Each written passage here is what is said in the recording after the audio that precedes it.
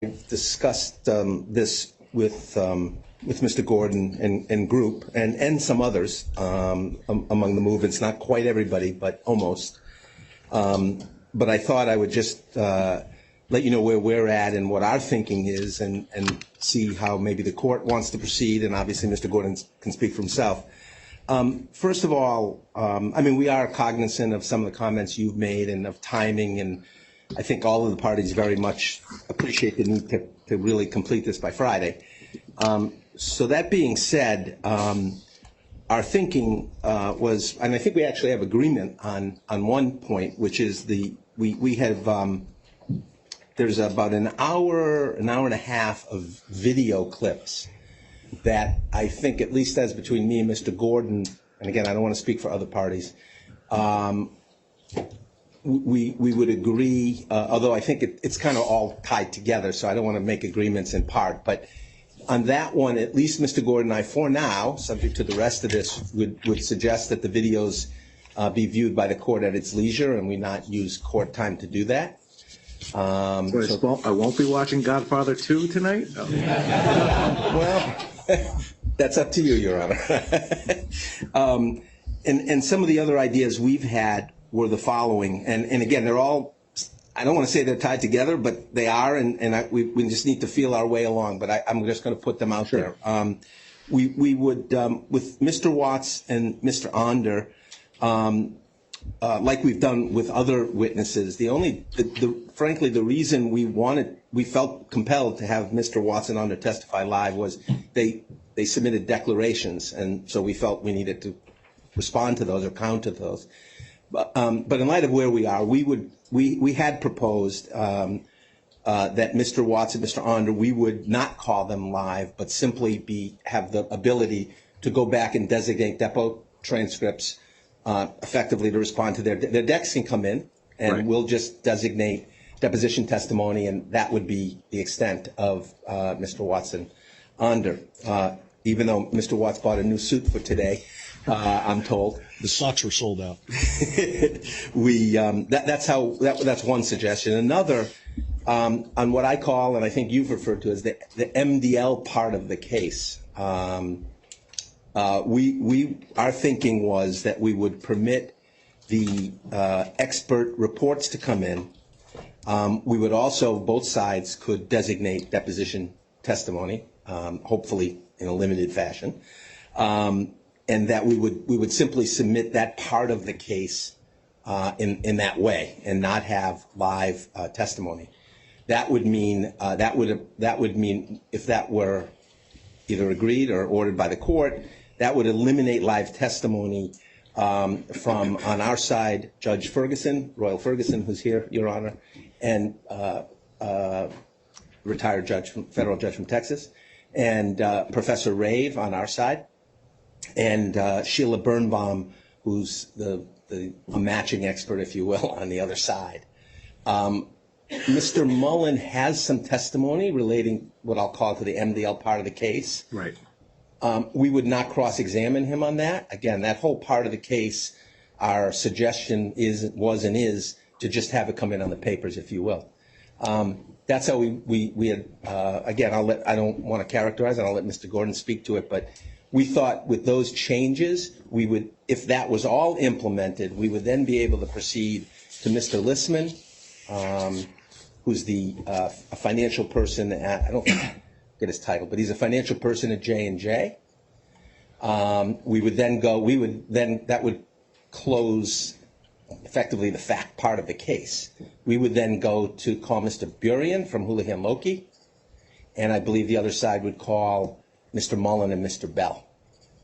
And obviously we're optimistically, maybe we could even finish all the testimony tomorrow and close on Friday morning, but whatever, that's the thinking. So that was our proposal, and I'll certainly let Mr. Gordon or others comment or respond. Thank you. All right, thank you. Thank you, Mr. Jonas. Mr. Gordon? Thank you, Your Honor. Greg Gordon on behalf of the debtor. So we very much appreciate, obviously, the proposal that's been made by the other side, and we have talked about it. And we have agreed, we certainly agree on the video, and I suppose that's kind of the low-hanging fruit in some respects. But as to the rest, I mean, first of all, I would note that Mr. Watts and Mr. Onder are witnesses, obviously, of the AHC, and their views need to be heard. But our feeling is, from the debtor's perspective, that their testimony is quite important. It's quite important because they're part of the plan. They're the ones that actually came to us with the plan proposal. We think that any testimony they provide is extremely important. I think their motives have been attacked, the extent of their their relationships with their clients and the extent of their support have been the subject of a great deal of testimony. There was lots of testimony today about the amended plan, and things like that occurred after the depositions occurred. And so from our perspective, it's kind of late to be making such a change in course here. The witnesses are here.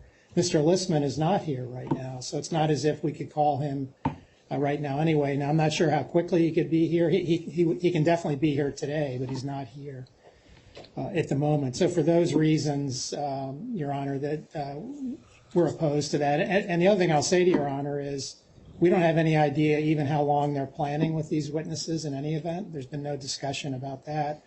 I said to Your Honor yesterday we should have some milestones. I think we're slightly behind what we were hoping for, but we still have a sense that there's a way to get through the rest of the, we have 3 witnesses to get through today to stay on the milestone track that I proposed yesterday.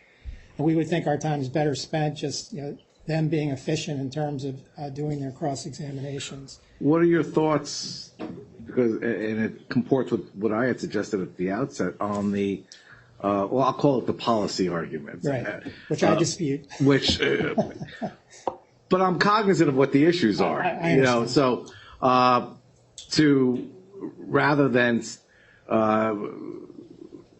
take up the time with the expert testimony on those aspects, the financial we obviously have to go through, and it doesn't preclude briefing, closings, et cetera on it. What about the expert? And my suggestion would also, do we need, and no, this is not to disparage anybody, do we need both Mr. Onder and Mr. Watts? Could we, Mr. Watts seemed to be have more input in the plot process. Why don't we just do Mr. Watts and do the deposition transcripts on Mr. Onder?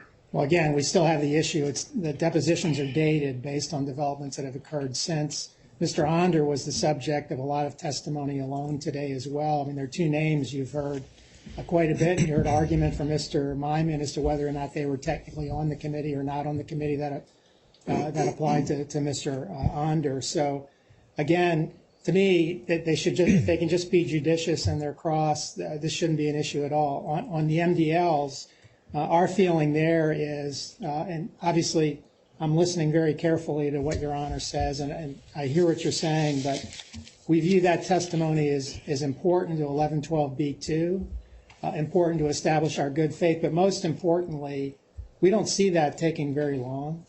In other words, we have the reports, we've done the depositions, we have some targeted points that we want to make through cross-examination of their witnesses. I'm sure they want to do the same with ours. So we see that going fairly promptly. And you may recall at the last dismissal hearing that we were concerned that we weren't going to get done in time because of where we were with the fact witnesses. And then the expert witnesses went much faster than people anticipated. And I would expect that would be the case here as well. So, well, thank you, Mr. Let me hear from the ad hoc. Sure. Your Honor, Kay Whitner, Paul Hastings on behalf of the ad hoc committee, and I echo Mr. Gordon's points, but I think designating depot designation at a time before the new plan was in place, the context of those depot designations would not make a lot of sense to the court in the argument that's being made now.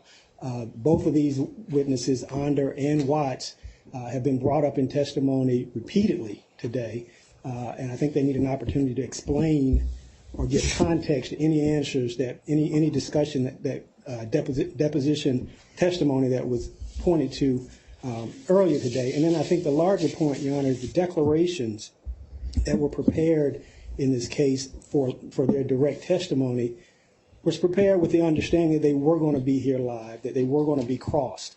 And so those declarations, in some sense, are not as complete as they might otherwise have been if we were just going to stand on their declarations. And so we would object, Your Honor, to not allowing those witnesses to be called. If they don't want to do cross, then we should at least have some opportunity to do some direct on them to clean up some of the earlier testimony and bring their testimony current to today. All right, thank you.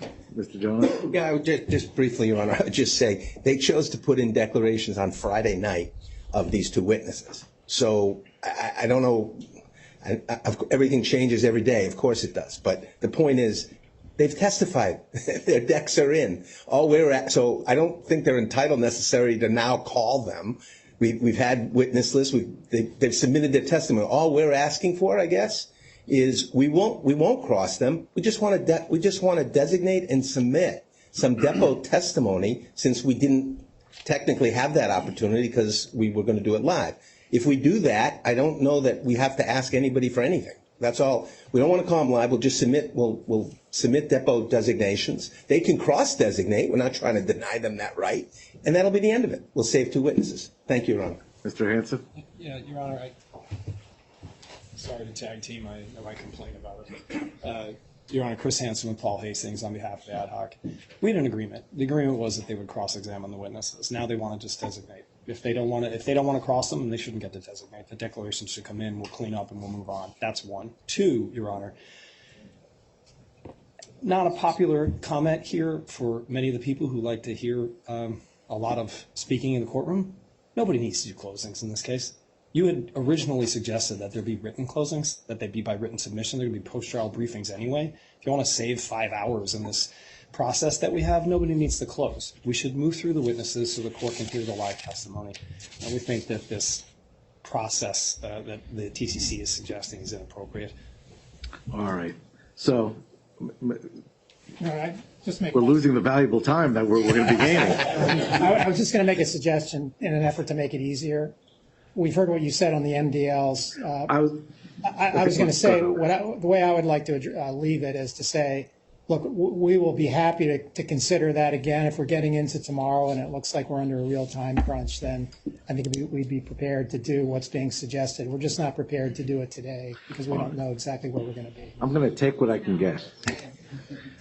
And we have an agreement on what I'll be spending my off time doing, looking at the videos. I assume that they will be, or they are. They're prepared. I know they're. Are they downloaded on this, or? Not yet, but they've agreed, and they will be. They will be. All right. Well, I appreciate, Your Honor, fairness. In fairness, we shouldn't spend the night preparing and then wait until tomorrow morning and say, sorry, we decided not to. They should make a decision. Let's decide before we leave today, and let's see how this goes. We'll proceed with Mr. Watts. Please raise your right hand. Do you swear or affirm to tell the truth, the whole truth, and nothing but the truth under penalty of perjury? I do. Thank you. Please state your name and business address for the record. Sure, it's Michael Watts, MichaelWatts. My address is 200 Dorado Beach, number 3612, Dorado, Puerto Rico 00646. Good, Your Honor. Kay Whitner for Paul Hastings on behalf of AHC. May I approach? Yes, please. Your Honor, while I'm here, do you mind if we take Mr. Dickinson's poster? By all means.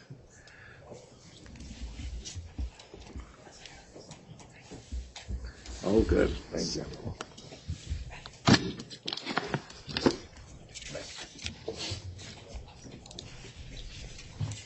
Mr. Watts, I've handed you what's been marked as Debtor's Exhibit 6. Do you recognize this document? I do. It's my declaration from last Friday night. Okay.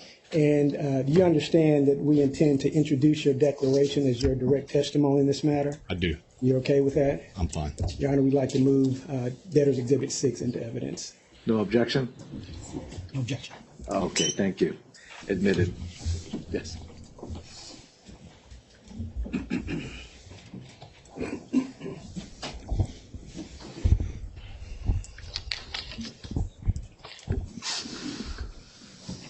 Good afternoon, Your Honor. It's my first opportunity to address the court. My name is Cameron Moxley. I'm with Brown Rudnick for the TCC. Welcome. Thank you. It's my first opportunity in this courtroom, Your Honor, as well. It's good to be with you today. Thank you.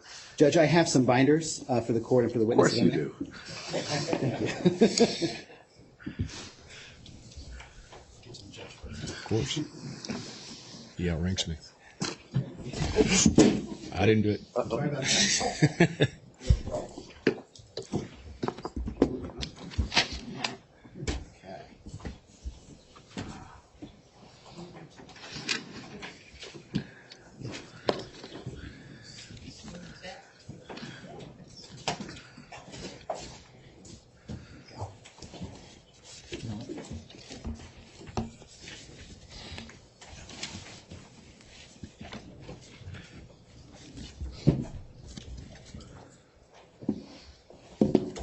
Good afternoon, Mr. Watts. Good afternoon. You and I had a chance to meet by video very early one morning recently for your deposition, correct? We did, and I appreciated the accommodation. Of course.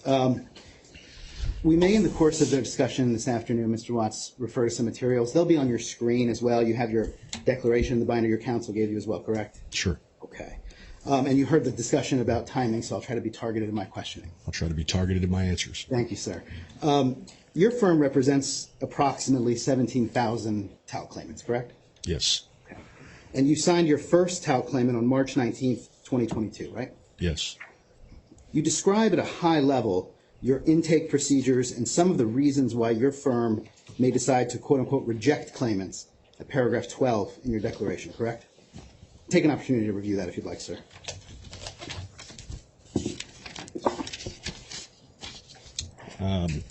In part, yeah. I mean, it's a cursory level, but yeah. Right, a high level, correct? Sure. Okay.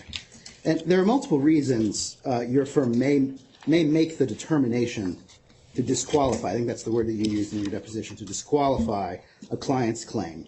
And let me just list out, if I could, some of them, and you tell me if I'm right. Sure. That these are some of the reasons why your firm would not take on a claimant, okay? Okay. So one is no damage, and by that you meant no proof of damage and that you couldn't find medical records that confirmed the diagnosed condition, right? Sure. And another one was dual reps, and by that you meant the claimant has hired multiple lawyers, right? Yes, or inadvertently ended up in multiple lawyers' case lists. And by dupes, you meant it's something different than dual reps. Dupes were different marketing vendors who you had acquired cases from, had sent you the same client, correct? Yes. Okay. And then intake failures was another reason you may disqualify a client, correct? In other words, a failure for the intake vendor to follow the written procedures and protocols that are the policy of the firm. And another reason you may disqualify a client from your firm taking them on would be no interest, meaning the client is unwilling to, as you put it, do the work, right? Sure. Okay. And another reason was non-responsive, meaning that people aren't responding when people associated with your firm are trying to reach out to them to get information, correct? Right. Of course, none of your clients have filed TAL claims in the tort system, correct? Yeah, they're not allowed to by order of this court. Client information is maintained in a database that your firm utilizes, right? Yes. Okay. Now, in your declaration, Mr. Watts, at paragraph 15, if you want to turn to that so you can see that as I read it with you. You say in paragraph 15, for my law firm's approximately 17,000 TAL clients, we have ordered and received over 30,000 medical records. And you go on to explain in the next paragraph, sir, that the number of records ordered and received exceeds the current number of TAL clients because claimants oftentimes have consulted with multiple doctors and in some cases may have sets of records in their own personal possession, right? Yeah, I mean, primarily it's because you have different treaters versus diagnosing physicians, and you need both. Right.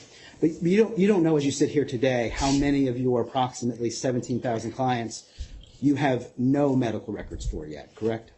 So with respect to the clients for whom we have already requested records from the applicable medical facilities, and if they come back without the appropriate medical records, there are 128 that have been rejected for that. I understand. My question is, I think, a little bit different, Mr. Watson. My question is, I understand that you've received 30,000 medical records, pieces of records. 35,678. Thank you for clarifying the specific number. My question, though, is, do you know, as you sit here today, how many clients of yours you have no medical records for at all? Yeah, my database knows, but I don't. You don't. Yeah. And you have made no determination, strike that, I apologize, strike that. You state in paragraph 18 of your declaration that to the extent my law firm's tout clients cleared my firm's intake procedures with supporting medical records, I believe them to be credible and compensable tout claims. You see that? Yes.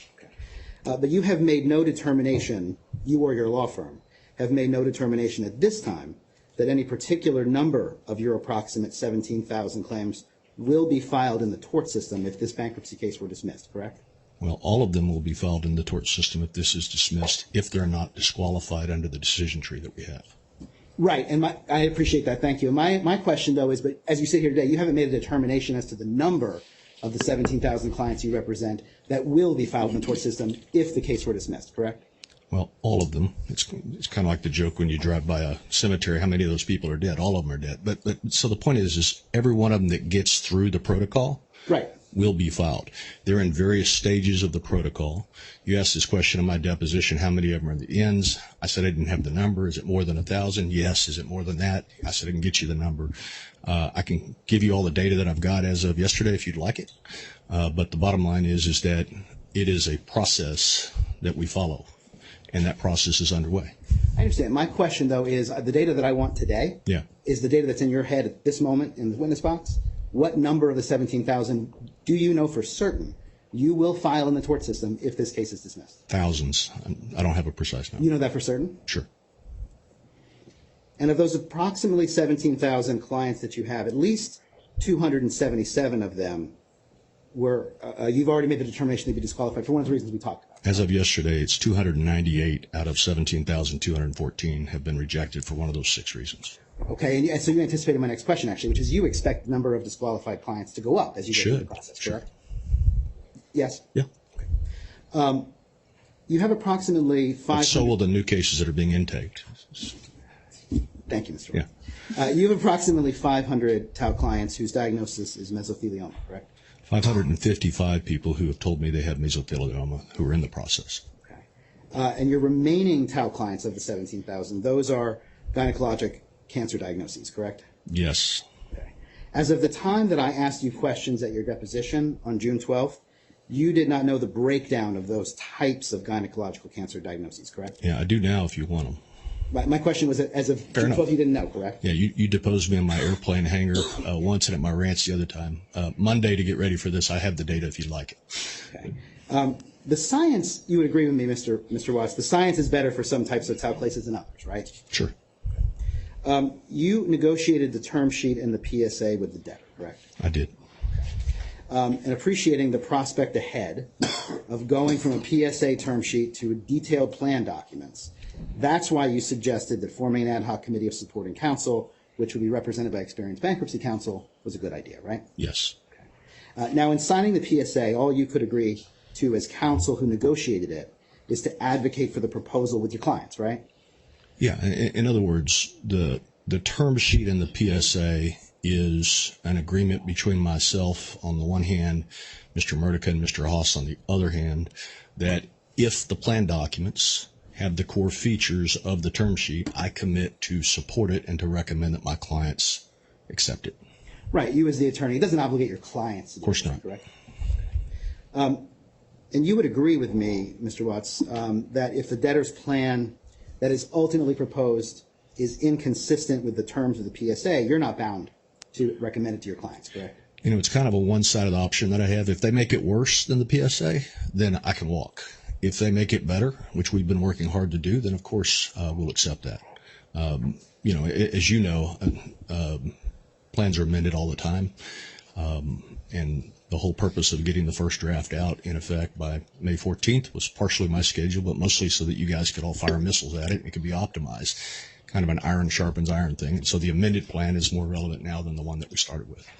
And your current declaration, Mr. Watts, and I'll, just for reference, it's at paragraph 33, you wrote that you understood that the debtor intended to file an amended plan and trust distribution procedures that reflect, as you put it, the current state of our negotiations, correct? True. Okay, and you, of course, know that the debtor did that on June 26th, right? Yes. Okay.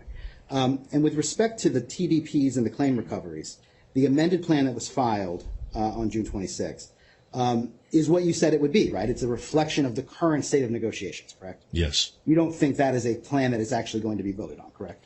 Well, I think not necessarily. And when I answered that question, yes, in my deposition, I knew that there was going to be an amended plan. I can't promise you there will be a second amended plan, but if there is and the court decides to preliminarily approve it, then that'll be what gets voted on as opposed to the first amended plan. Well, we could look at it if we need to, and if we need to, just let me know. Yeah. But the current plan on file right now has some blanks in it, correct? Like it couldn't actually be the plan that's voted on, correct? Yeah, I think it's a situation where we feel like we're on the 2-yard line. There's still some minor things that need to be worked out, but nothing that I would consider to be material. Right. Now, that's not the case between the first plan and the amended plan. But and I know you told me this, so I'm going to quote you back to yourself. Go ahead. Now. But I know that if J&J starts deviating or trying to make something better for J&J and worse for the plaintiffs, they've got a problem with Michael Watts, right? They do, absolutely. Thank you, sir. I have no further questions this time. Thank you. Thank you, counsel. Mr. Myman? Thank you.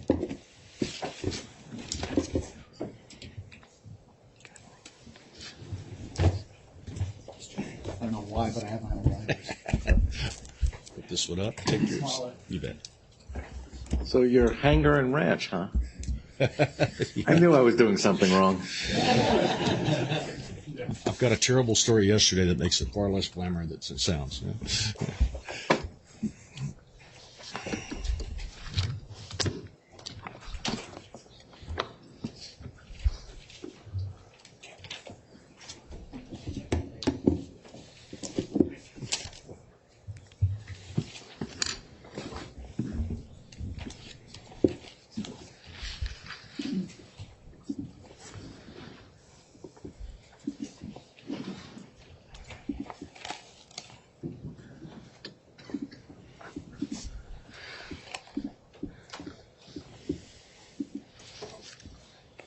Good afternoon, Mr. Watts. Good afternoon. My name is Moshe Myman. We've met in person once and a couple times by Zoom. Good to see you here. And by your reputation. Thank you. But you're just as good as Mark Lanier we heard this morning, so I can't even match that. But I know we're would going to hear dispute it. that. I know we're going to hear it. So why don't you give us the breakdown of your cases? Sure. You got one of those cheat sheets there? I do, and you're welcome to see it. No obviously. problem. Yeah. No problem. In the database, 15,052 ovarian cancers, 555 mesos, 112 uterine, 216 fallopian, 55 cervical, 27 that I would call ambiguous. That it's How many was that? 27 that I would just call ambiguous. It's hard to tell which. And there are another 1197 that are not yet in the firm that are still in the external vendor stage. When you add all that up, it adds up to 17,214. Now, within the ovarian cancer section that you have there, so that's 15,052? No. Oh, yes. I'm sorry. Yes, sir. Do those have pathology reports that you have in-house for all of those? I wouldn't say all of them. They've all been ordered. I don't know what the status is with respect to that. Do you know how the determination was made by your analysis people that they actually have a confirmed diagnosis of ovarian cancer? Yeah, the answer is yes and no. There's a protocol for that determination. I don't know what it is. Let me just be honest. Okay. Okay. Same thing true with all the rest of the diagnostic categories, correct? Sure. If you take the intake criteria, which are in writing, you can figure all that out, but I don't have it on the top of my head. The intake criteria that you have to categorize something as an ovarian cancer, what histologic subtype does it have to be an ovarian cancer? So, obviously epithelial ovarian cancer is what everybody's shooting for. There are other kinds. The data that I gave you does not break it out, and I asked that question on Monday. So, for instance, we heard this morning about undifferentiated or borderline, would that be included in the 15,052? So you heard this morning, I was outside, and the answer is I don't know. Okay. So aside from saying that it's been reported to you that 15,052 of your 17,000 approximately cases are ovarian cancer, you can't tell us anything more about what exactly confirmed that? Yeah, I think I told you in my first deposition, I've never actually been in my database, don't know how to turn it on. I haven't been in mine either, sir. Yeah, so it's pursuant to protocols that are set up at the start. And you wanted the data, and I felt foolish not being able to give Cameron the data at the last deposition, so I asked for it. That's where I'm at. Anything else on your cheat sheet? Yeah. If you have questions about my intake, I don't. okay. If you want to know how many times we've communicated with the clients, I got asked questions about that. I've got all of that. Don't. If you want to know about the 6 material improvements from the first plan to the amended plan, I've got some discussions about that. And then I've got, you've already heard about the 298 rejections. I've got updated numbers on records received, records ordered, money spent, the like, whatever you need. Okay, thanks a lot. Now, you were talking about the fact. Well, let's talk a little bit about your cases. And it helps if I turn that on. In February of 2022, which was the start of the first motion to dismiss trial in LTL 1, you had 0 retained cases. True? I think that's right. Okay. Can't swear to it, but it's around that time. Yeah. Actually, you were in Trenton during that trial, correct? I did. I came for one day. I think I was in something else, right? Yeah, I think I was in New York for something. I heard it was going on. Wanted to lay an eye on the judge. No offense. Had a chance to talk to Mr. Murdica? I probably saw him. Okay. Yeah. Now, when Judge Kaplan denied the motion to dismiss, you still had no retained clients, true? I think that's correct. Okay. The first retained client, and I read your deposition, so the first retained client you told us was on March 19th, 2022. Fair? If my database is right, that's fair. Okay. And then going forward in time, in January of 2023, you had a meeting with Mr. Haas and Mr. Murdica, which eventually led to the PSAs and the term sheet being executed. I wouldn't say that meeting led to it, but it was a meeting and it was about talc, and then they ignored me for about 3 weeks, and then we started talking end of February and specifics in the middle of March. That was the first time you had spoken to Mr. Haas specifically about talc litigation. Correct? About talc litigation, yes. Okay. And you didn't tell us how many cases you had at that point in time, so I put a slash there. I think it was around 15,000. But very good, because on January 30th, 2023, when the Third Circuit ordered the dismissal, you had around 15,000 cases, right? Right. So within the scope of approximately 10 months plus a week or two, you had accumulated 15,000 cases, correct? Yes. Okay. And then when LTL 2 was filed, the number of cases that you had were 16,935. Fair? Yes. Okay. And so what happened is during that month, or that three month approximately period of time, your intake brought in about 2,000 cases. Let me clarify just a tad. I'm not certain how accurate the 15,000 is or when I pulled it, but the math is the math, and so I'd say approximately so. Approximately is good enough. Sure. Fair? Yeah. Okay. And then a day before your first deposition, you gave us accurate numbers, and you said that number was down to 16,925, right? Yeah, but I don't think it ever went down. I think I testified to that. I agree with you, but I think that there were some external sources that hadn't been counted yet. Okay, I thought maybe it was one of those things that the process, somebody said, I'm not interested, and maybe it went down by 10 or something. No, it's going to go down because of rejection. Okay, Sure. so, but roughly the same number, right? Yeah. And then your second deposition around June 12th, around 17,000 claimants, you told us, right? Yes. And that's a pretty good estimation of what we're at now, right? 17,214 is yesterday's number. Okay. Yeah. Now, with regard to these clients, none of them have you filed any cases, true? You can't. Well, you can. You can sue J&J because Judge Kaplan said that you can. He lifted the stay on filing those cases, but you have not filed any of your cases Not yet. against Johnson & Johnson, true? Right. Okay. And have you been in contact with your clients to discuss whether or not, because you can file them, whether you should be filing them? We're in process of having those communications. You Okay. bet. Now, you told us, I've created the slide before I knew that you'd have the exact numbers. Okay. You told us what you have: ovarian, cervical, uterine. I guess the ambiguous would be what I called unknown. I didn't have anything for fallopian tube. I want to ask you about pathological confirmation. You've ordered pathology reports, correct? Sure. Medical, pathology, everything. But again, you don't know how many pathology reports that actually diagnose the cancer in the categories that you have, correct? I don't. Okay. And with regard to mesotheliomas, Sure. you don't know how many of the, was it 500 and how many? 555. 555. That should be a simple number for me to remember. You don't know for how many of those withdrawn. You don't know whether or not you have pathology reports for any of those mesotheliomas, correct? I know I have them all ordered. I don't know which I have and which I don't. Right. And again, so you have them categorized as mesotheliomas because somebody reported that it's a mesothelioma, correct? Sure. About 3.5% of the clients reported they have meso, and 555 with the amount of money we spent last year, assume 2,500 new mesos a year. Now, you talked about the intake procedure, and a lot of the cases that you get are sent to you from other firms, correct? Yes. And you have used to be. You have criteria that they have to follow in order to bring them in, right? Or I won't bring them in. Right. Understood.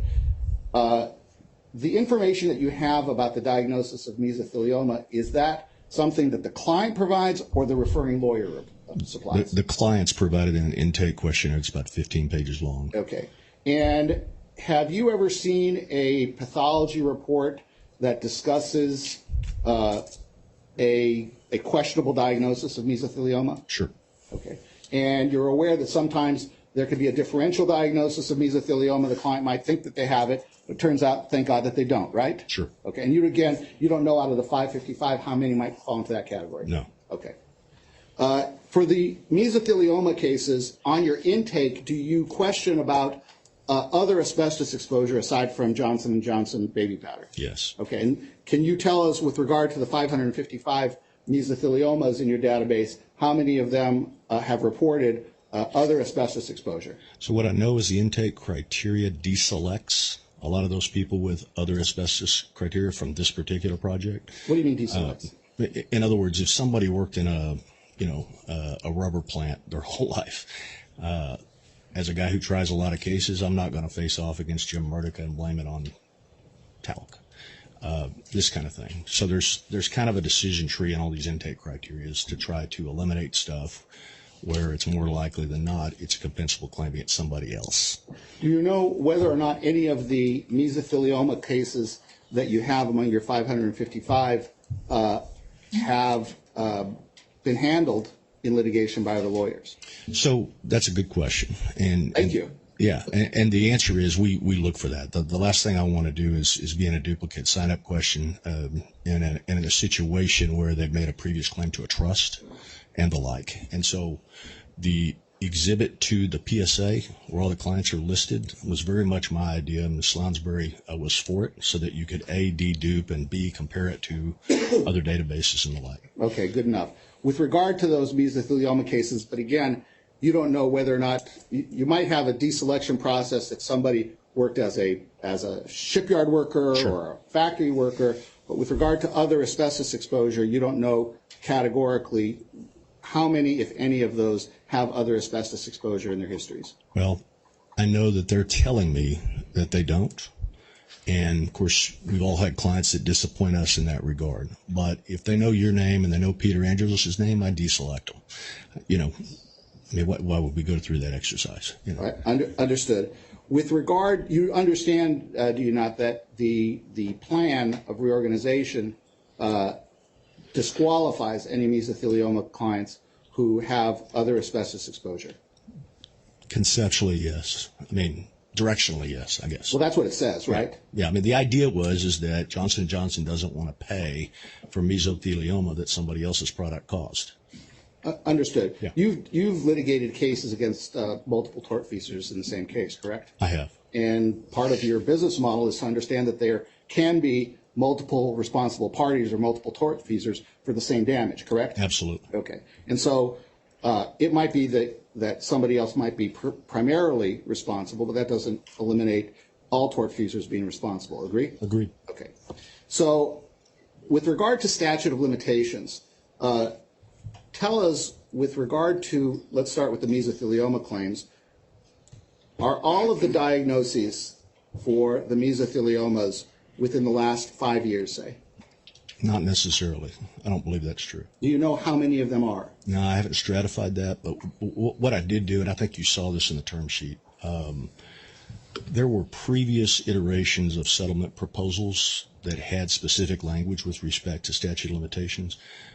My read on that, and a lot of people I talked to, is it unfairly punished plaintiffs from so-called discovery rule states. And so, in effect, the issue of statute of limitations in the plan was something that's going to be, in effect, litigated by the trust. You'll go in and you argue why you're, entitled to the discovery rule or some sort of equitable tolling or the like. And then the trust, in preserving assets, will presumably take a hard line in states that don't have it.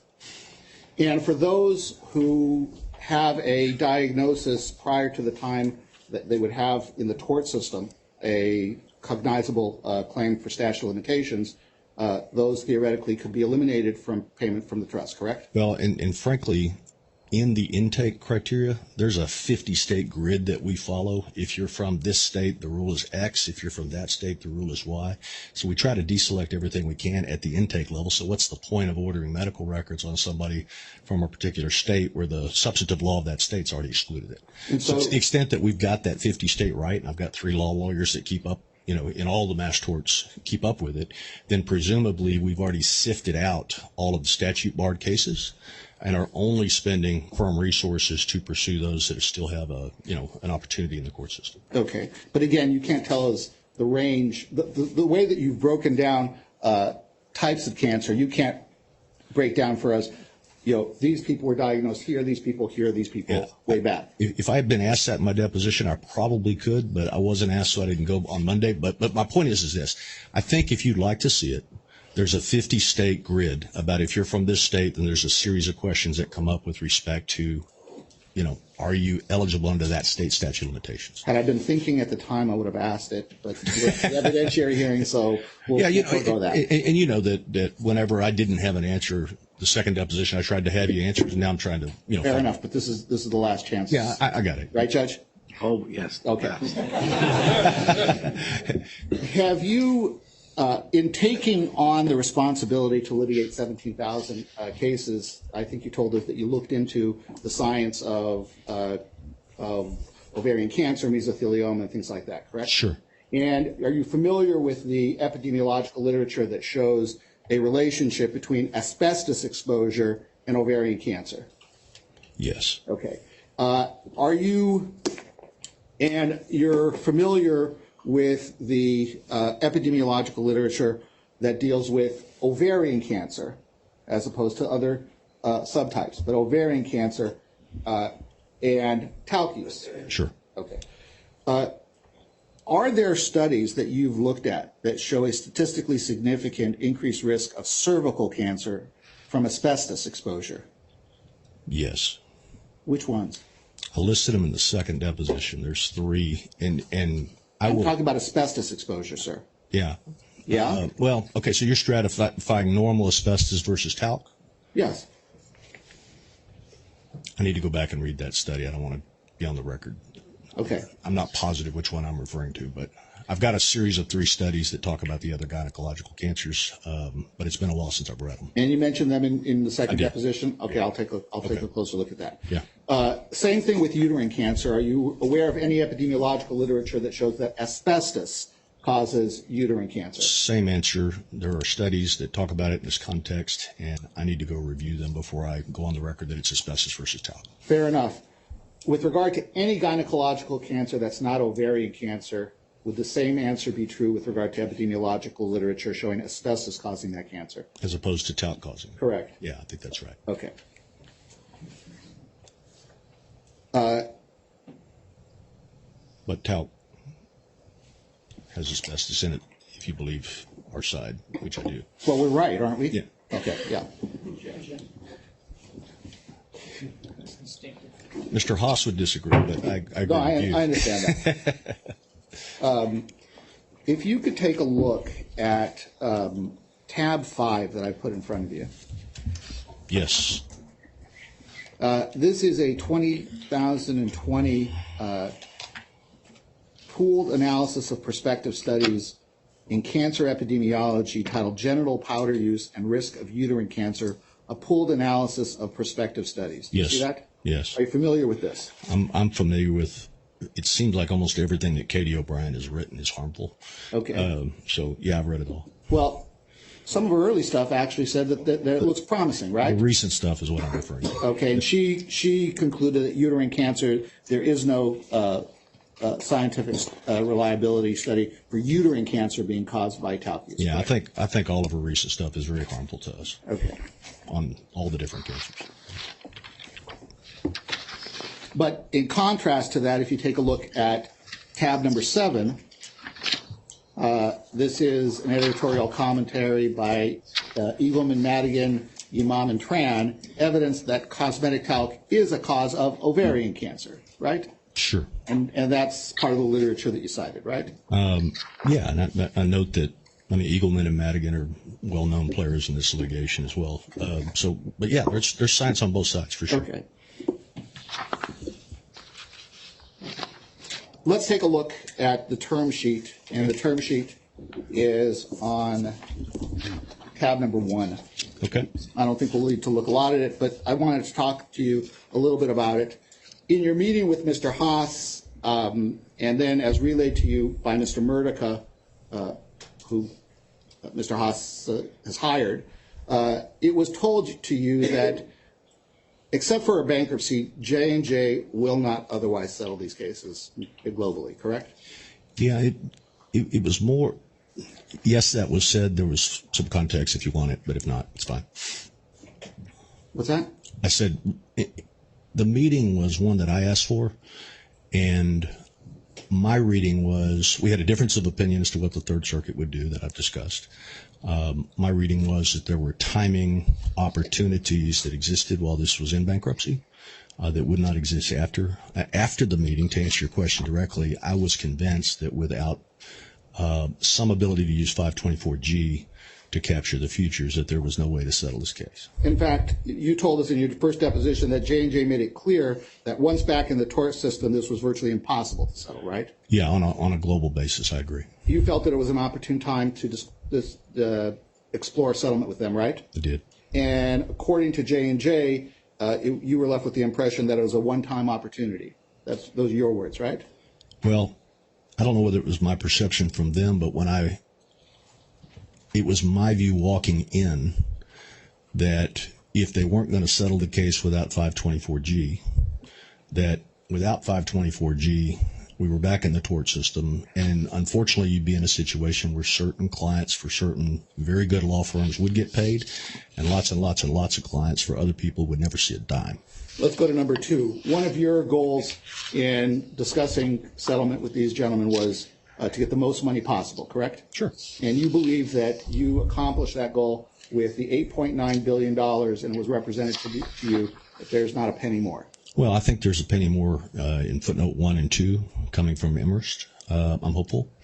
And then, of course, I think we achieved deficiencies with, the lien resolution that I'm told I shouldn't talk about. We're not going to talk about yeah, that. I got it. But as far as the terms of net dollars, those are the two from items. J&J, Yeah. the dollars from J&J, you've been told $8.9 billion, that's it, right?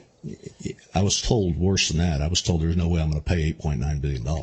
And then eventually, a little cajoling, a little beating on them, a little, come on, Eric, And based on your... I think it's the most they're going to voluntarily pay. Understood. And then you were also told, and this goes back to number 1, that without a channeling injunction for J&J, this is a non-starty and it's non-negotiable, right? Yeah, because of the 30, 40 years of latency. Understood. Okay. So let's take a look in the term sheet, and I went over this with Mr. Murdica earlier. There are 3 terms that I'd like to talk to you about. First is there was a term in this term sheet. There was a term in the term sheet, yes, for a split between current and future claimants, 2/3 current and 1/3 future, right? Can you point that to me? Sure. It's at the bottom of page 1. If you look before the numbers, it says the qualification and payment terms contemplated below and attached are contingent on. You see that? Yes. And then if you go to number 3 on the next page, the futures claim representative's agreement that she will not assign more than 1/3 of the trust corpus to qualifying future claims. Yes. Okay. And that's something that you negotiated with Mr. Murdica, correct? Well, yes, and the reason is that we had a pretty good idea what existed now, and we had a pretty good idea of the power of future money over the course of the latency.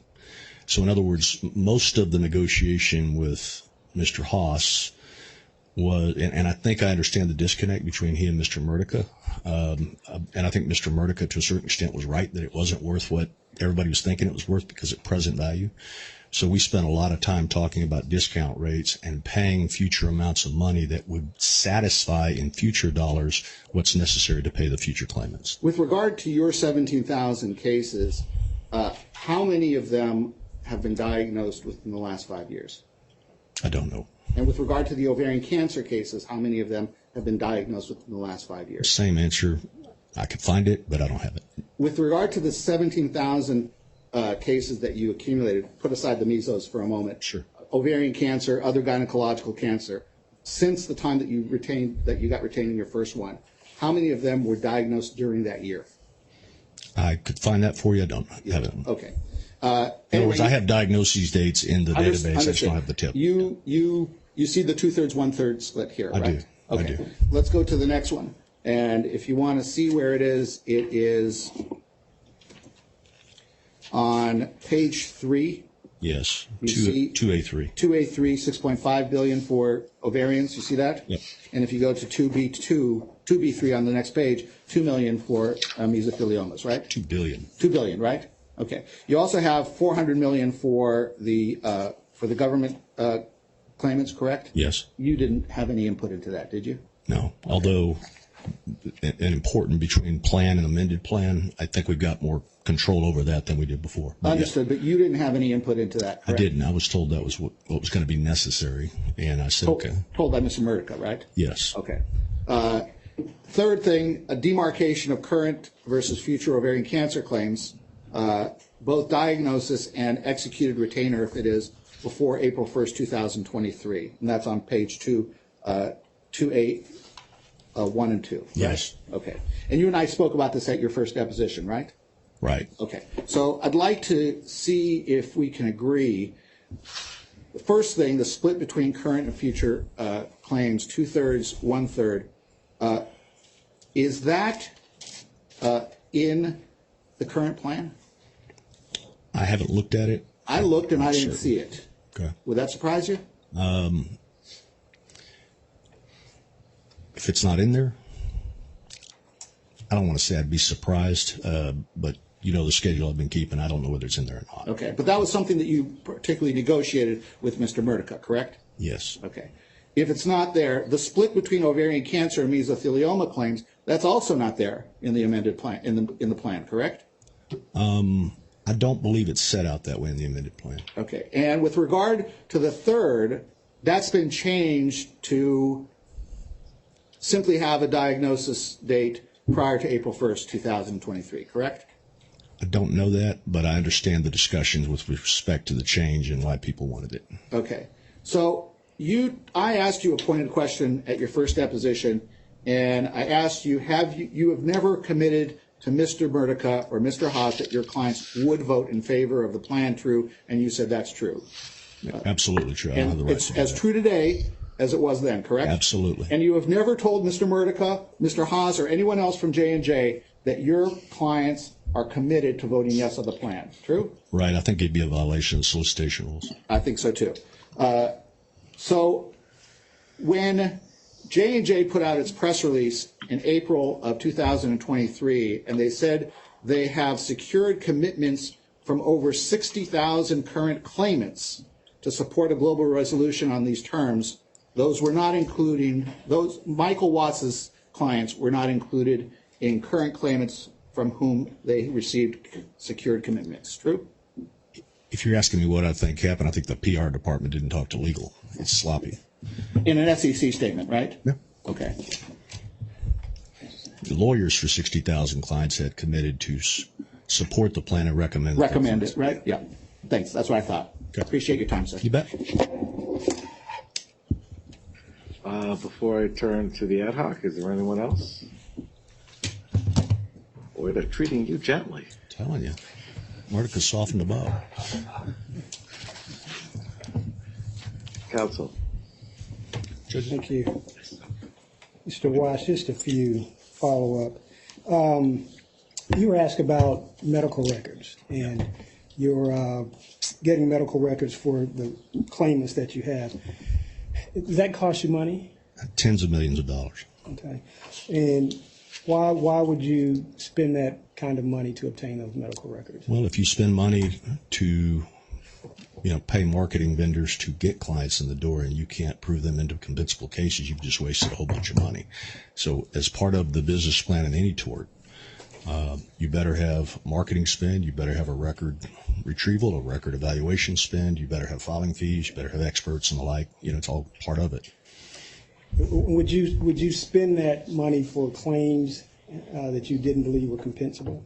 No, and that's why you have such stark intake procedures to try to ferret out non-compensable claims before you start spending money. So we have very specific 15-page questionnaires, recorded telephone calls, embedded traps like an MMPI where you can, try to find people that aren't telling you the truth. You don't want to blow money for affidavits of no record. The current plan, right? So you talked about support for the plan and what you can commit your clients to. Sure. But let's talk about you and your support for the plan as it stands now. Is it a plan that you would recommend that your clients vote in favor of? Yes. And has the negotiation and evolution of the plan, has that been consistent with what you expected? Yeah, I mean, what happened is that I negotiated the money with Mr. Haas, negotiated the term sheet with Jones Day and Mr. Murdica, and I very clearly said we must have a plan out by May 14. I was going to Italy with my wife for 3 weeks. These things can last 6-8 months if you don't have a deadline. And there's always an amended plan. People will fire missiles at it. You'll fix it. There will be negotiations. You amend the plan, make it better and better and better. I settled the PG&E fires case for $13.5 billion on December the 6th of 2019. And there were 2 amended plans for things that we never even thought about. And the final plan that was voted on wasn't finalized until April of 2020. I knew that was going to happen here. So I support the deal that I negotiated with Mr. Murdica and Mr. Haas, but I knew it had to be amplified. And one of the reasons that I wanted you all and an ad hoc committee is frankly, there's a different skill set in terms of bankruptcy knowledge about what's going to fly with him that, I've got a skill set in terms of I've been through it a couple times, Purdue, PG&E and the like, but you guys do this every day. And so there's been a lot of negotiations, been a lot of calls between, May 15 and yesterday with respect to how to optimize what the first plan was versus an amended plan that's better, that solves problems that we hadn't even envisioned at the time. And is it your goal to reach a plan that's in your client's best interest? Absolutely. Okay. And you think you're there? I think we're on the 2-yard line. Okay. And why do you say that? Why do you think the plan that's been negotiated is in your client's best interest? Well, number one, I believe it's in my client's best interest, and I believe it's in the best interest of this group of claimants because it's money in a year. In a case where Johnson & Johnson has been more successful than unsuccessful, in a case where Mark Lanier is out, and frankly, we brought up Katie O'Brien. I don't think the recent science has been very helpful to our side. Doesn't mean that I couldn't file these cases with a straight face and litigate all day long with Mr. Murdica, but they certainly have cognizable defenses. These things are a dogfight, as Mr. Satterley is watching right now. Not saying he's not going to win. He's a great lawyer, but there's great lawyers on both sides. These are hard cases. They're expensive. The tort system's only put 46 of them through in 10 years. About 38,000 women who have filed lawsuits have been waiting around for over a decade and haven't received a dollar. Did you follow this court's direction and provide notice to your clients that you were participating in this bankruptcy and representing them? The day that he ordered it. Okay. And have you received any negative response from your clients as a result of that notification? No, the overwhelming response is not a question of, what did you do to me? It's a question of when do I get my money? And so if you get to a point where you actually do recommend the plan to your clients, do you expect they will follow your recommendation? Yeah, although, again, I want to be real clear about this. I learned from the School of Hard Knocks and PG&E, be careful what you ask your clients for before he signs off on a solicitation statement. And so I've given him the broad contours. The answer to your question is I get a very positive response, but the judge and the judge alone is going to decide what the solicitation statement is and when we can start talking to him about it. And at that point, if that plan looks anything like the one we've negotiated, I will not only support it, but wholeheartedly recommend it to all of my clients. And in your experience, when you recommend a plan or settlement to your clients, do they usually follow your advice? Yeah, in the tort system, most aggregate settlements, in effect, require a participation threshold. Those thresholds can be, they used to be about 95% pretty typically. If we were lucky, it was only 90%, but we usually deliver about 99% of the clients because I won't sign off on a plan that I don't believe is not in their best interest. 1 second, Your Honor. No more questions, Your Honor. All right, thank you. Does anyone else have any further questions? Well then, thank you, Mr. Watts. You are excused. Thank you, Ron. By the way, I watched and listened to you on Mass Tort Network. Be nice. Thank you. It's on YouTube. A year ago? No. Yeah, I gotta go watch what I said. Thanks, Judge. All right. I need to take a 5-minute break. We'll recess for 5 minutes. Thank you, Ron. Afternoon.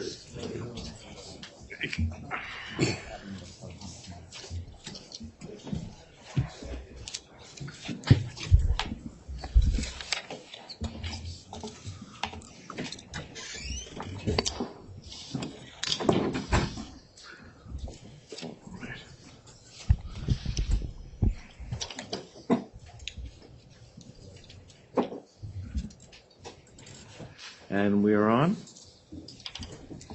Yes, Your Honor. All right. Start, please raise your right hand. Do you swear or affirm, tell the truth, the whole truth, and nothing but the truth under penalty of perjury? I do. Thank you. Please give your name and business address. James G. Onder, Sr., 110 East Lockwood, St. Louis, Missouri, 63119. Thank you.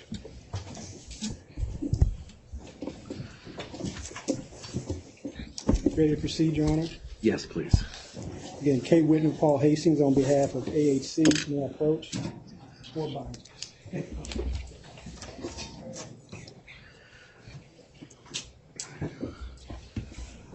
The Trenton school system greatly appreciates all your contributions of binders. Thank you. You have two of them. Mr. Onder, I've shown you what's been marked as Debtor's Exhibit 7. Do you recognize this document, this binder? Yes, I do. And what is it? It's my declaration in support of or in opposition to the motion to dismiss. And do you understand that we intend to introduce your declaration as your direct testimony? Yes, I do. As if you were testifying here live to the words on your declaration? Yes, that's my understanding. You good with that? Yes. Your Honor, we'd like to move Debtor's Exhibit 7 into evidence. All right. No objection. Thank you. Accepted into evidence. Thank you.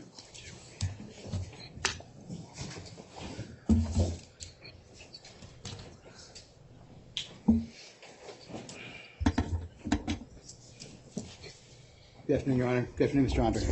Your Honor, once again, more binders. May I approach? Sure. I'm going to go on this side.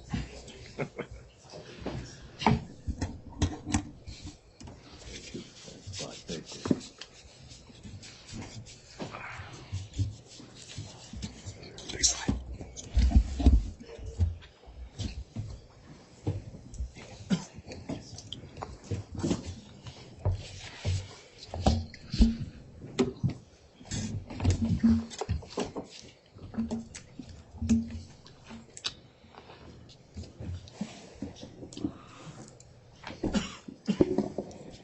Good Good afternoon, Mr. Onder. Cameron Moxley again with Brown Rudnick for the TCC. You and I had a chance to meet by video at your deposition, right, sir? Yes. Nice to see you again. Likewise. Mr. Under, we may, in the course of our discussion this afternoon, refer to some documents. You have the binder in front of you. Things will appear on the screen as well, if that's easier for you. Let me know if you need to look at any documents. You can't see anything on your screen. Just let me know if there are any issues, okay? Fair enough. Okay.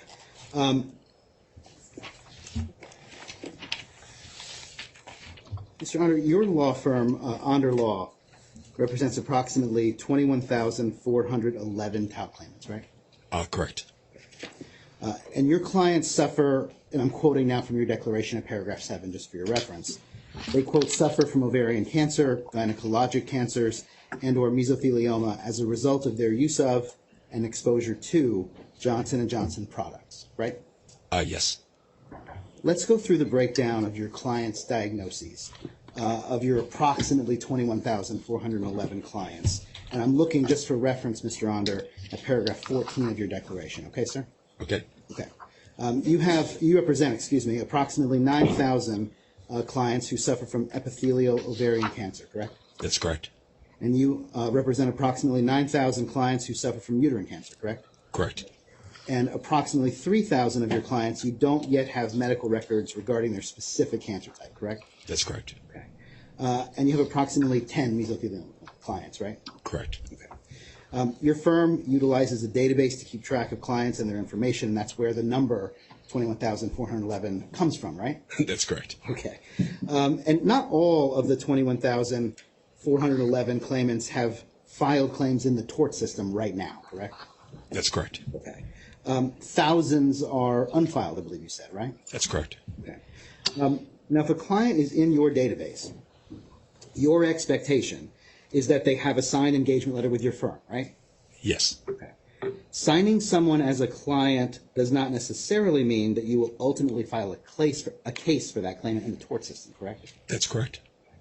Part of the process is that you order the client's medical records, and you constantly reject cases once you've dug into the facts for a particular claimant, right? That's correct.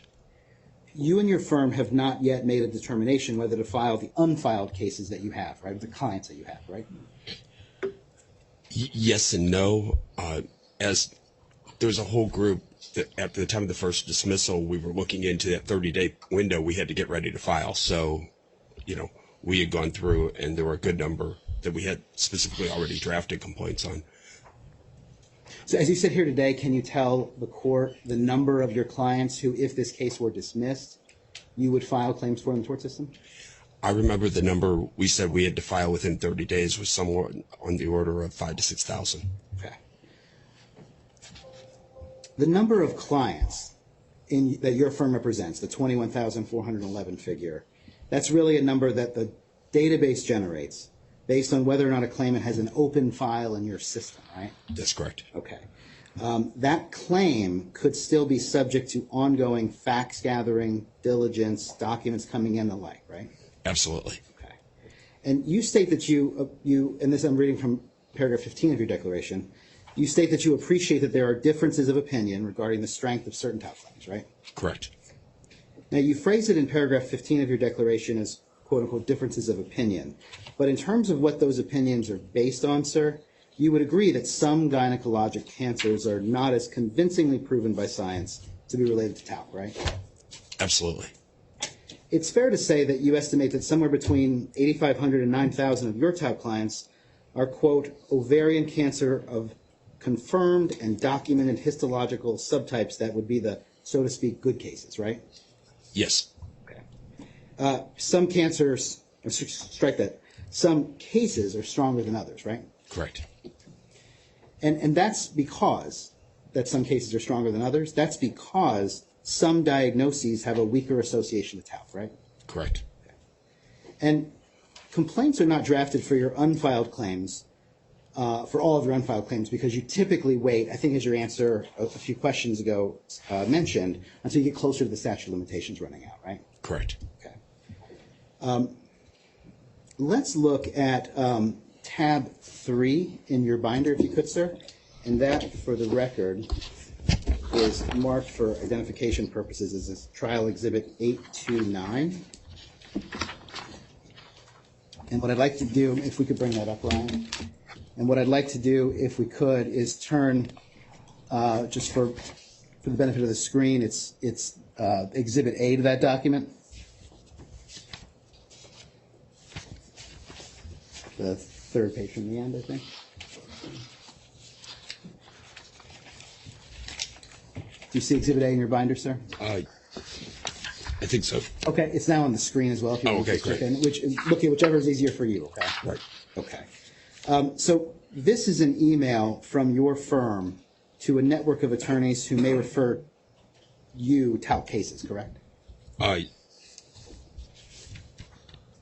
assuming that that's what it is. Sure. Well, we looked at this at your deposition, and Okay, is this is the one? it is the one from your deposition. Yes. What we send to the clients versus referring attorneys are sometimes similar, sometimes not, and it doesn't say specifically who it's addressed to. But if that's what I said in my deposition, I suspect that's correct. Fair enough. Let me show you this. You see how at the second page of this, there's a portion there that says you can click here for our latest criteria. Do you see that? Okay, yep, you're correct. That would be the referring attorney one. That's the signifier for you, right? Exactly. Okay, great. In response to the question, you see on the first page, near the middle of your email there, how much will claimants get? Do you see that headline? Yes. So the second sentence states, many of these claimants have gynecologic cancers that are not as convincingly proven by science to be related to talc. As such, they will receive lesser compensation, correct? Correct. And the cancers that will receive lesser compensation referred to in that sentence are uterine cancer and cervical cancer, among others, correct? Correct. And the science that's referred to in that sentence is to the relevant medical literature, right? Correct. You're the sole partner at Onder Law, correct? That's correct. And you, of course, take responsibility for what is on your firm's website and what is sent out under your name, correct? Yes. Your picture is in this email, correct? Not that means I wrote it, but yes, that's correct. Fair enough. You see where there is the ability, we just talked about it, to click on that link to see your latest criteria. You see that? Yes. Okay. So if you turn your binder to tab 4, and this is marked as, for identification purposes, as Trial Exhibit 830. And you may recall, Mr. Honor, that we looked at this at your deposition as well. Right. That's what comes up when you click on that link. You recall that? Okay. Okay. And if you see, the document states on the top, talcum powder ovarian cancer litigation. Do you see that? Very top of the document. Oh, sure. Yes. Okay. And then, Brian may highlight things for us. I'll just look at the screen instead. I Very apologize. good. And then right below that headline, you see your name and your contact information, correct? Correct. Okay. Now, your criteria for which types of talc claims you would take on has evolved over time, right? That's correct. Okay. In fact, over time, it was stable for a long time, and then more recently it changed as you started to get a sense for what's going to be paid or not paid, right? Correct. Okay. Looking at the criteria that you sent to your attorney referral network in this Trial Exhibit 830, cervical cancer is listed among the cases to be declined. And that's because you don't want your referring attorneys to pay $5,000 on a lesser valued case like a cervical cancer case, right? That's correct. Someone trying to sell a cervical cancer claim to your referring attorney would be taking advantage of your attorney buying that claim, right? I don't know that they sell per se. I think that's, but the bottom line is lawyers will give a company money to advertise, and there's an estimated cost per claim. You wouldn't necessarily want to pay, using your example, $5,000 for a cervical or a uterine case. If that's the set price, if the price is high and it's set, fixed number of dollars, fixed number of guaranteed cases, you don't want to be paying the higher dollar amount. As I explained in my deposition, when I do my own advertising in-house and so forth, we accept those uterine and mucinous and some of the lesser cancers because it's not costing us any additional to sign up those clients. And just to be clear, Mr. Under, the $5,000 example, that was your example that you gave me. Maybe it was. Should we take a look at that, or do you have a memory? No, I believe you. Okay. That's in Do you have a memory of giving me that example? Yes. Okay. Yeah. And the types of cases to be declined that are on this list in your criteria that we're looking at, this Trial Exhibit 830, the cases that are listed to be declined are on there because in your estimation, they are lower value TAO claims, right? That's correct. And they're lower value TAO claims because they are not as strongly supported by the medical literature, right? That's correct. In signing the plan support agreement of the PSA, Mr. Onder, in your view, you agreed to use commercially reasonable efforts to work with the debtor to negotiate and support the confirmation of a plan that is consistent with the PSA, right? That's correct. You viewed signing on early as a way to be able to negotiate and have the power of the pen, I think you told me, right? Yes. In form or substance, did Mr. Murtica ever convey to you at any time on or after the Third Circuit's January 30th, 2023 decision that a second bankruptcy would be filed and that if you were not willing to engage, you'd be left out in the cold somehow? I think the consensus was that a second bankruptcy was going to be filed. Witness the fact that everybody's using the term Chapter 22. But ultimately, Mr. Murtica requested that I continue to negotiate on behalf of my clients, and ultimately, if I saw those inappropriate, on behalf of everybody, to try to move the case toward resolution. As of April 4th, the date that the second bankruptcy case was filed, the case that we're in the hearing on today, what you had in hand at that time was, I think you told me, the grid from the PSA, which you knew was something that needed to be discussed and worked on further, right? Correct. Your firm's website has public posts about this case, and you consider those posts to be marketing and advertising, right? That's correct. Okay. They're designed to encourage claimants to bring their claims to your firm. Absolutely.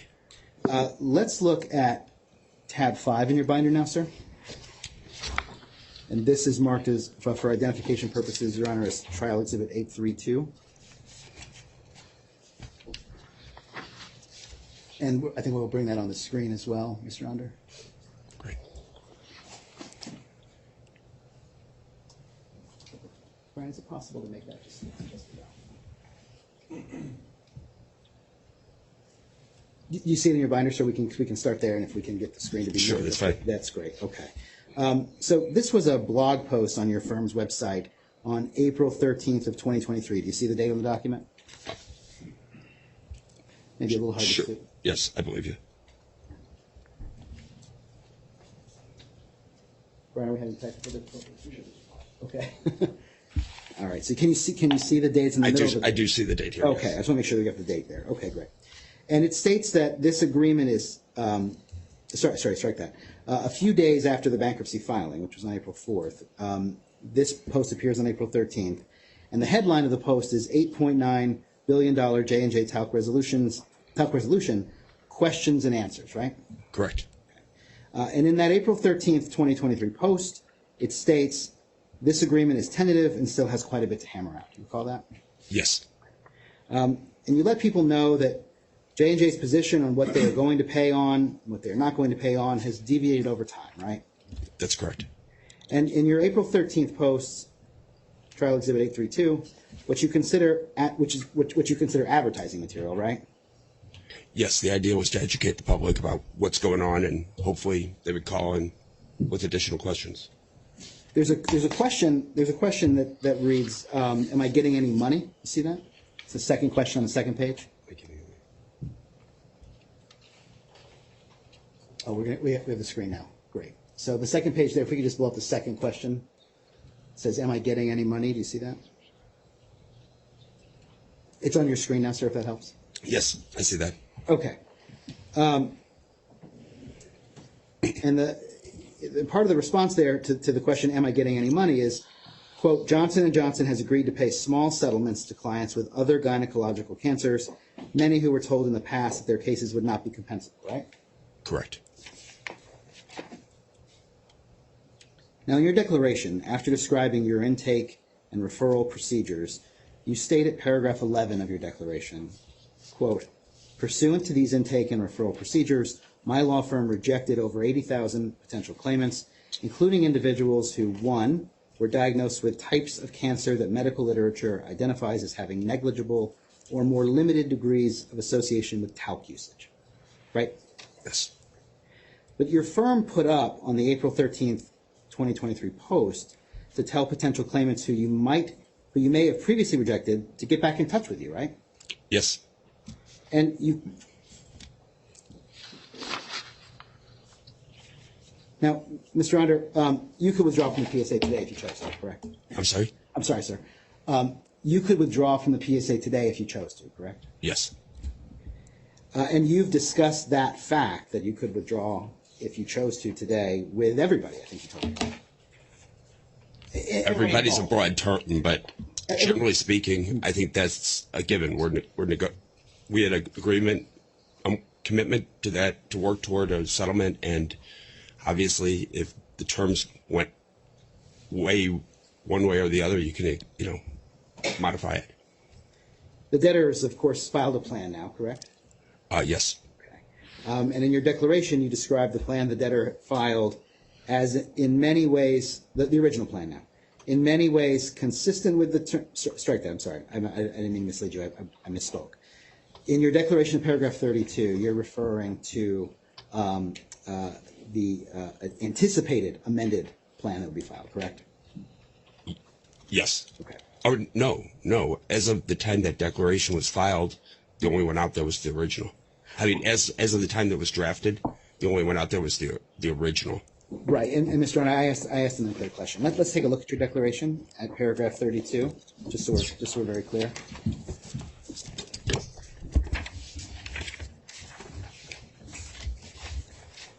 And as you just said, sir, this declaration was filed before the amended plan was filed. I believe so.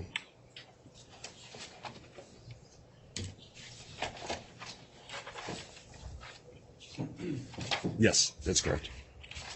Okay.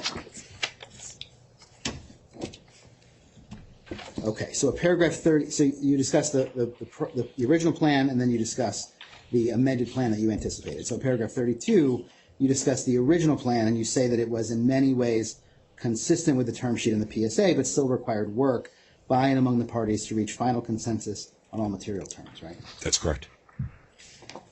In considering the plan that the debtor has filed, there were still, with the May 15th plan, details to work out in areas of disagreement, right? Correct. And in fact, the plan was not consistent in some ways with the PSA. That's what you told me in your deposition, right? The original plan. That's correct. That's why we've been working through those issues and others ever since. And there are negotiations that are currently going on, correct? Absolutely.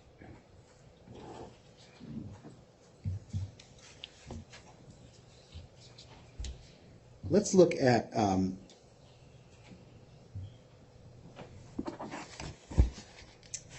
tab 6 in your binder, sir.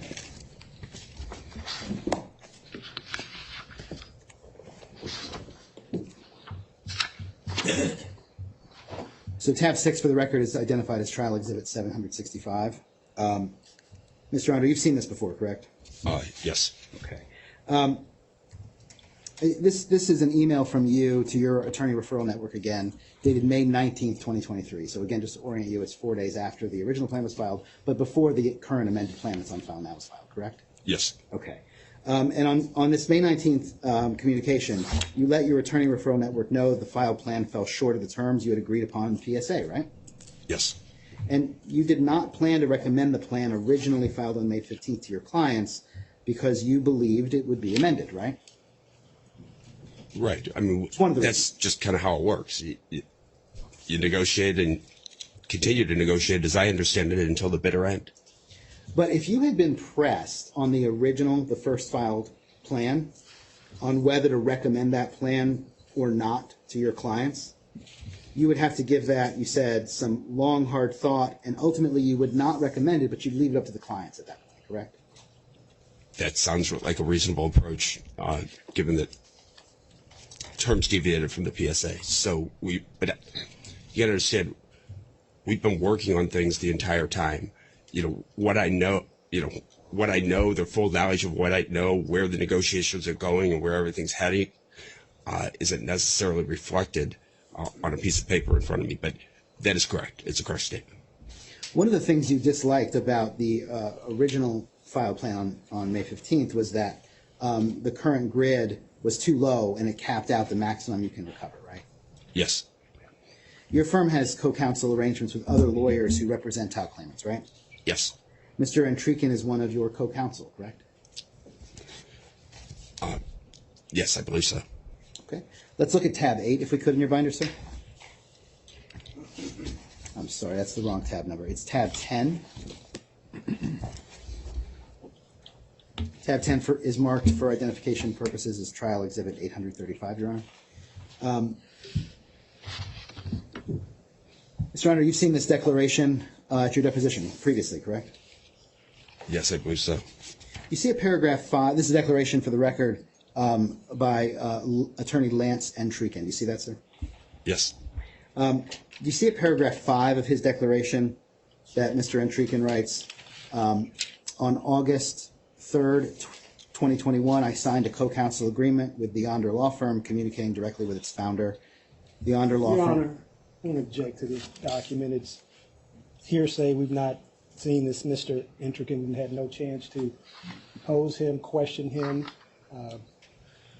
Your Honor, I haven't moved. Declaration. I'm sorry, please continue. What you're introducing about through your testimony to the court. There's no reason for the court to hear this declaration of a declarant who's not been before the parties to understand what's real about this declaration or not. Your Honor, I haven't yet moved the document into evidence, and I may not. I'm showing the document to the witness in connection with the fact that he's already testified that Mr. Entrican is his co-counsel with respect to certain TAO claimants. And I'd like to ask him some questions about. I'm going to ask him about his understanding of it, or his familiarity with it, but not the contents, not specific contents. Thank you, Your Honor. Mr. Onder, did you communicate prior to the filing of the second LTL bankruptcy, this bankruptcy case, with your co-counsel that you had signed a PSA and that you were supporting a second bankruptcy? Did you communicate that to your co-counsel? Well, it depends on what time frame. I mean, we were under confidentiality during that, in the days before, but the same day as the filing, I believe it's the same day, next day, within days at least, within 24, 48 hours, a letter went out to every client and every referring attorney. Right, just not before the filing, correct? Correct. Let me show you what's been marked as Trial Exhibit 1012.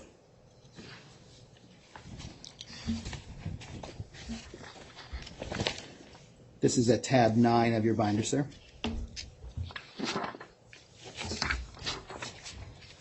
And Mr. Arnold, looking at, and it's marked, I think I said this, but just for the record, just clear, it's marked as Trial Exhibit 1012 for identification purposes, Your Honor. Mr. Onder, you see at the top of this document your law firm's logo, correct? Yes. Okay. And do you recognize this as your law firm's letterhead? Yes. Your name's on the bottom of the letter, correct? Yes. Okay. The letter's undated, but you'll see in the third paragraph there's a reference there to the quote-unquote recently filed plan. So would you agree with me that it must have been sometime after the May 15th plan filing? Yes. In the first paragraph, the third sentence, your letter states, regardless of any numbers you may have read or heard, please know that the dollar amounts have not been finalized and extensive additional negotiations still need to take place for a plan to pass, right? Correct. And at the end of the second paragraph, you write, our group is speaking directly with J&J to hammer out key pieces of the plan. Do you see that? Correct.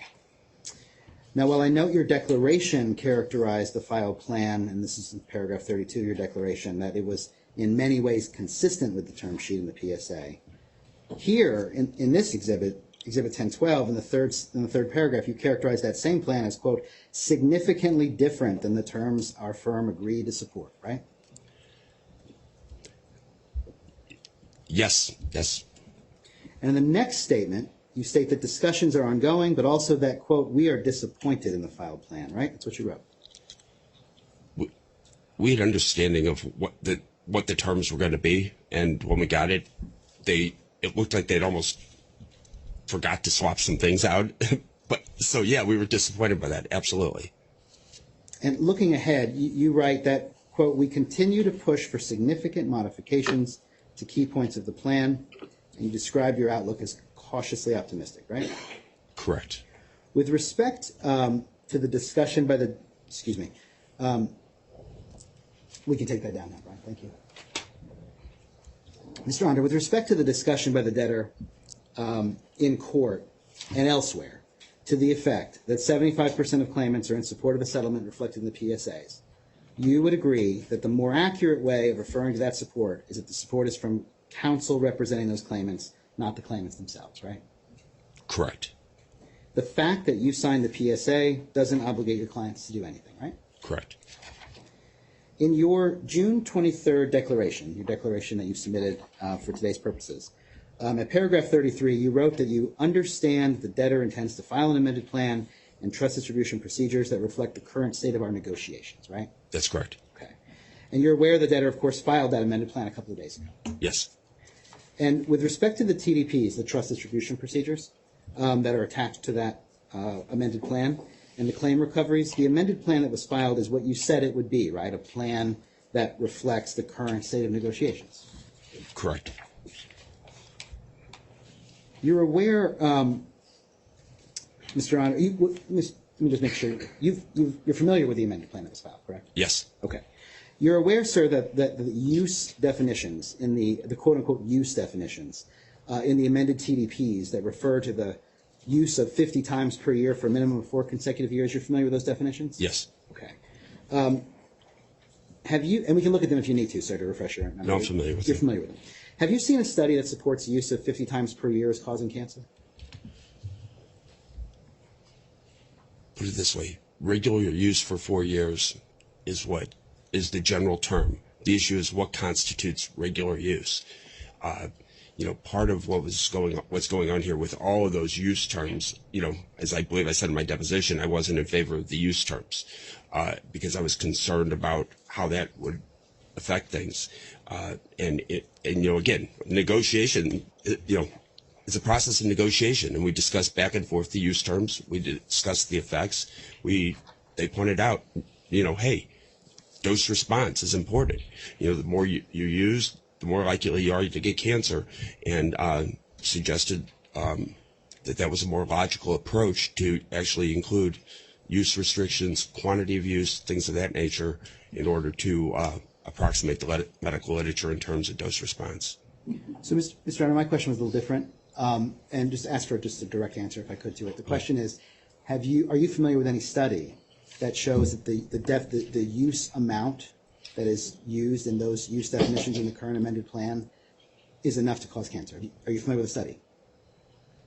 I am not sure what the studies say in terms of the number of times per year constituting regular use. Off the top of my head, I don't know. Okay. Article 8 of the plan, and again, we can look at it if you need to, but I take it you're familiar with it. Article 8 of the plan sets forth provisions concerning conditions precedent to confirmation of the plan, right? Okay. You're familiar with that? Sure. Okay. And if we look at, well, actually, you know what, just so we're clear, let's just look at that very quickly if we could. So this would be tab 12 in your binder there, and we can bring it up on the screen if we could. This is the amended plan. Brian, if you could bring that up, please. And what we're going to do is look at page 55 of 149. And I think we're going to try to bring that up on the screen there for you. That's great, Brian. Thank you. So, Mr. Wright, look in your binder or look on the screen, whichever is easier for you. You see Article 8 there is conditions precedent to Sure. confirmation and consummation of the plan. See that? Yes. Okay. And then at section 8.1G, this is at page 61 of 149. Okay. You with me, sir, at 8.1G? Wait. It's on page 61. It's in the top, sorry, in You the just highlight stamping it. by the court. If you just highlight it there, we're happy to look at it. Yeah. You're looking at 8.1G? Apparently not. Brian, can we bring up page? What, It's not working? I think it's page 55. 55? Okay. I think it's page 55 of the document. Yes, Your Honor. Okay. I'm sorry. I thought you said 61. I apologize. I did. I was using the pagination that's stamped at the top. Sounds good. And there's a page 55 at the bottom. Fair enough. Okay. So you're looking at 8.1G, yes? Yes. Okay. You see that provides that a settlement in the IMRIS case is a condition precedent? Yes. Okay. And if we can go to section 8.3, which should be just, I think 7 pages later. You're looking at section 8.3. Yes. It's entitled Waiver of Conditions Precedent. Do you see that? Correct. And there's language there that's added that says that the Imerys settlement condition precedent cannot be waived without the consent of Johnson & Johnson and the ad hoc committee of supporting counsel, right? That's correct. Okay. Imerys is not settled, right? No. No, Imerys refused to discuss settlement until after the motion to dismiss hearing. Mr. Honor, nothing further. Thank you very much. Thank you. Thank you, counsel. Thank you. Your Honor, no binders. Sounds good, motion. How are you, Jim? Good, good. Good afternoon, Mr. Onder. I'd like to follow up on a few issues. First of all, the breakdown that I think you told us about in your inventory of cases is approximately 9,000 ovarian, 9,000 uterine, and 3,000 currently unknown. Fair? That's correct. Okay. And with regard to the ovarian cancer cases, do you have a breakdown of the histologic subtype among them? Yes. Okay, and what are they? Oh, do I know it off the top of my head? Yeah. Or do you have a cheat sheet like Michael Watson? No, I was told not to bring anything. No problem, but you just don't have it here with you. Yeah, but if you look at the plan, the TDP, the basic histologic subtype categories, that would be them. Okay, but those histologic subtypes within the plan, depending on the histologic subtype, they can get different recoveries, correct? Correct. Okay. So I'd like to talk a little bit about the negotiations that you had with Mr. Murtica, and specifically the ones that occurred before the filing of this current bankruptcy, okay? Okay. Okay. And I think you told us that you entered into them on behalf of your clients, true? During which period of time you're talking to? Before After the first, but before the second, or after January Circuit, 30th or- and before the filing of the second. Okay, January 30th is which date, just for reference? Third Circuit opinion. Okay, Between January 30th and April 4th. there we go. Okay, fair enough. During that period of time, Yes. you engaged in negotiations with Mr. Murtica, correct? I don't know so much. You could say that, yes. Well, you signed a PSA, right? Right, exactly. And you spoke to him about it, right? Absolutely. Okay. And I think you told us that you did so on behalf of your clients, correct? Correct. And you did so on behalf of all your clients, right? Correct. And I think you also told us that in addition, that you also did it on behalf and to benefit all TAL claimants, right? You know, as we went into negotiations, one of the understandings I had with Mr. Murtica, we were asked to sign a non-disclosure, and with Mr. Murtica, I discussed with him, hey, you know, I'm on the TCC1. To the extent as I start to learn things, if there's something important that I think is important and needs to be passed on to the TCC, you know what, I'm going to ask your permission and ask to do that. Because, you know, obviously I don't want to breach any duties to the TCC. I'm not talking about breaching duties. I'm not Okay. talking about that at all. What I'm saying is that when you went into those negotiations and spoke to Mr. Murtica, you had in mind to do the best by all your clients, right? Correct. And you also had in mind to benefit all TAL claimants, correct? Yes. Okay. And now, let me take you before January 30th. Before January 30th, you also had discussions with Mr. Murtica about TAL claims, correct? Correct. Okay. And they had gone on for many years, right? Correct. Okay. And during those negotiations, before January 30th of this year, Mr. Murtica made clear to you that J&J would never pay on uterine cancer claims, correct?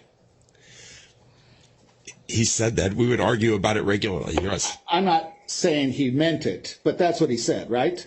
Yes. Okay. And he said that they would never pay on cervical cancer claims, right? Just as he said they would pay on ovarian. Well, you knew that they did pay on ovarian cancer claims, right? Depending which time frame, I knew they settled Lanier's docket. Well, you knew that they settled Lanier's docket. You knew they settled other cases as well, correct? I'm not aware of any other than Okay. Lanier. But you did know that in the tort system they settled ovarian cancer cases, correct? Correct. Okay. But he told you that never uterine, right? Correct. He told you never cervical, right? Correct. You broke down for us between your caseload of the gynecological cancers, 9,000 uterine, 9,000 ovarian, 3,000 unknown. Do you have cervical cancers in your data in your inventory? For the most part, I do not. I'm not saying there isn't a single one there, but for the most part. Fair enough. Fair enough. So when this deal came up, now I'm talking about January 30th to April 4th. When this deal came up, Mr. Bernica was giving you something that he said he'd never give you in the tort system, namely that uterine cancers would be eligible for some payment within the bankruptcy that he was proposing, correct? Correct. Okay. And now, within the inventory of the cases that you have, you can't say how many will qualify under the TDPs and how many will not qualify. Fair? I can tell you that the approximately 9,000 will absolutely qualify because I have their path reports. I've had a physician reviewed, giving the histologic subtype and, and stage. You're talking about the 9,000 ovarian, correct? Correct. Okay, so 9,000 you're confident will qualify under the plan, Correct. even under the use that they have now, right? Yes. Okay. But the other 12,000, you don't know how many of those will or will not qualify under the plan. Fair enough? Fair enough. Okay. And you never told Mr. Murdica that your clients would vote yes on the plan, have you? I told them that I would recommend. I understand that, but there's a difference. You never told him that your clients would vote yes, have you? Obviously, no, I can't guarantee it. Okay. And none of your clients have committed to voting yes on the plan as of yet, correct? Well, I can't say that because I get emails and letters and phone messages and everything on a regular basis saying yes. Or saying, hey, no matter what you say, Jim, I'm with you. I'll do whatever you say. Understood, but they haven't seen the plan, have they? Correct. Okay. And one of the things, Brian, can we get that up? You were shown this this part of marketing material from your firm. And let's just get that up. Let's hope we can get it up. Am I getting any money? Right? Yes. You see that? Yes. And the response was, if you are a current TAL claimant, yes, you are part of this resolution. Now, in that, did you mean to exclude future claimants? You know what? When he read it a minute ago, it doesn't make the most sense. From the person who wrote it doesn't make the most sense. Okay. Anyway, it says, in addition, Johnson & Johnson has agreed to pay small settlements to clients with other gynecological cancers, many who were told in the past that their cases would not be compensable. You see that?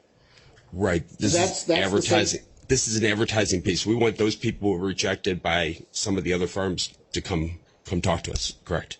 Understood, but that where you talk about Johnson & Johnson having said in the past that their cases would not be compensable, that's the same thing Mr. Murdica had told you in the past, right? Right. Okay.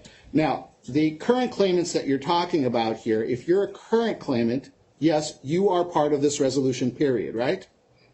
Sure. Then you say, in addition to that, J&J will pay small settlements to clients with other gynecological cancers. And by that you meant other than ovarian cancer, right? Correct. Okay.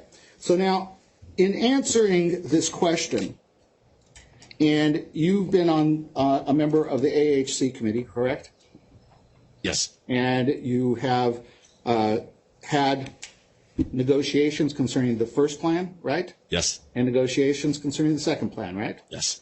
And in neither plan, is there a dollar amount for a client that you can tell your clients, this is how much money you're getting, correct? That's correct. Until we hear from the future claims rep, I don't think you can ever put a number on it. Right.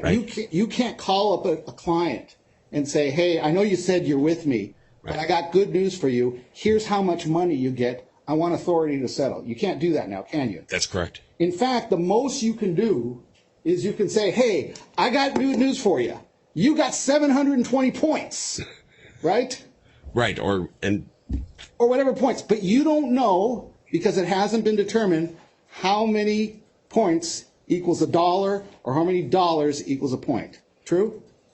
Without the input of the FCR, you can't tell with certainty. We can estimate, but correct. And therefore, you can't say that for any specific client, that's enough money that you feel is right to compensate them as you sit here today, correct? That's really not true. I mean, as you know, I have a rough estimate. We know basically how much is going to ovarian, how much to meso, roughly. We know what we think the FCR will do, but we don't know for sure. We know roughly, or everybody can estimate the number of people that they think will fall in the ovarian category. we could estimate how many we think will fall in the other gynecologic category. And from there, we can, provide estimates if a client would ask. Obviously, as a plaintiff lawyer, as you know, you never want to give estimates to your clients until it's finalized, because you sure don't want to be wrong and overestimate. Well, there's one thing that you said that struck me as odd. Mr. Watts was in here, and we discussed the term sheet had put a split as between future and current claimants. Do you recall that in the term sheet? Yes, That's not anywhere in the plan or the amended plan, right? that's correct. And the term sheet put a split as between mesothelioma and ovarian cancer claims. Do you recall that? Correct. And that split is nowhere in the plans as filed, correct? That's correct. And so those two factors that you just mentioned that we could use to start kind of guess and guesstimate where a client might end up, those are totally missing in the plan that's currently filed, correct?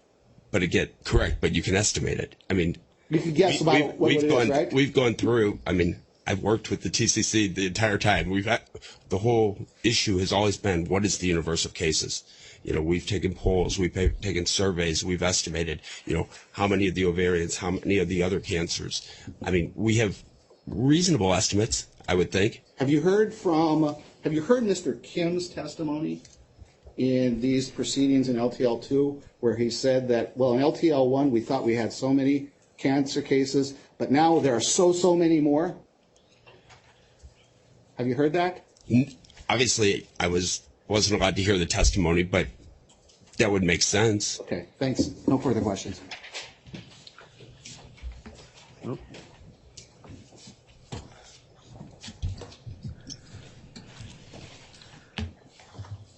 Mr. Thompson. Hi, Mr. Onder. Clay Thompson with County Rakel. Nice to see you again. Briefly, so of the 9,000 uterine cancer cases, I think you said in your deposition, you're not eager to put those in the tort system because you're concerned about surviving a Daubert challenge, right? Well, I put about 2,000 to 3,000. I put it this way. I don't believe the average person in the litigation had the optimism about them that I did. I put 2,000 to 3,000 in there. I was willing to put my big boy pants on, put my money where my mouth is, and work up the experts and fight Daubert. Yes, I was willing to. You're not actively pushing those cases to trial because of Daubert challenges, right? Well, obviously, as we all do in mass tort litigations, we get together as a committee. I worked hand in hand with every member of the TCC and MDL and came up with, hey, which ones are we going to push first? We obviously decided to push the uterine cancer first, and you hold back on the ovarian cancer first, hold back on your uterine because you don't want them in the potential bellwether pool to be chosen. Sir, did you or did you not testify in your deposition that you didn't want to push the uterine cancer cases because of Daubert issues? Sure.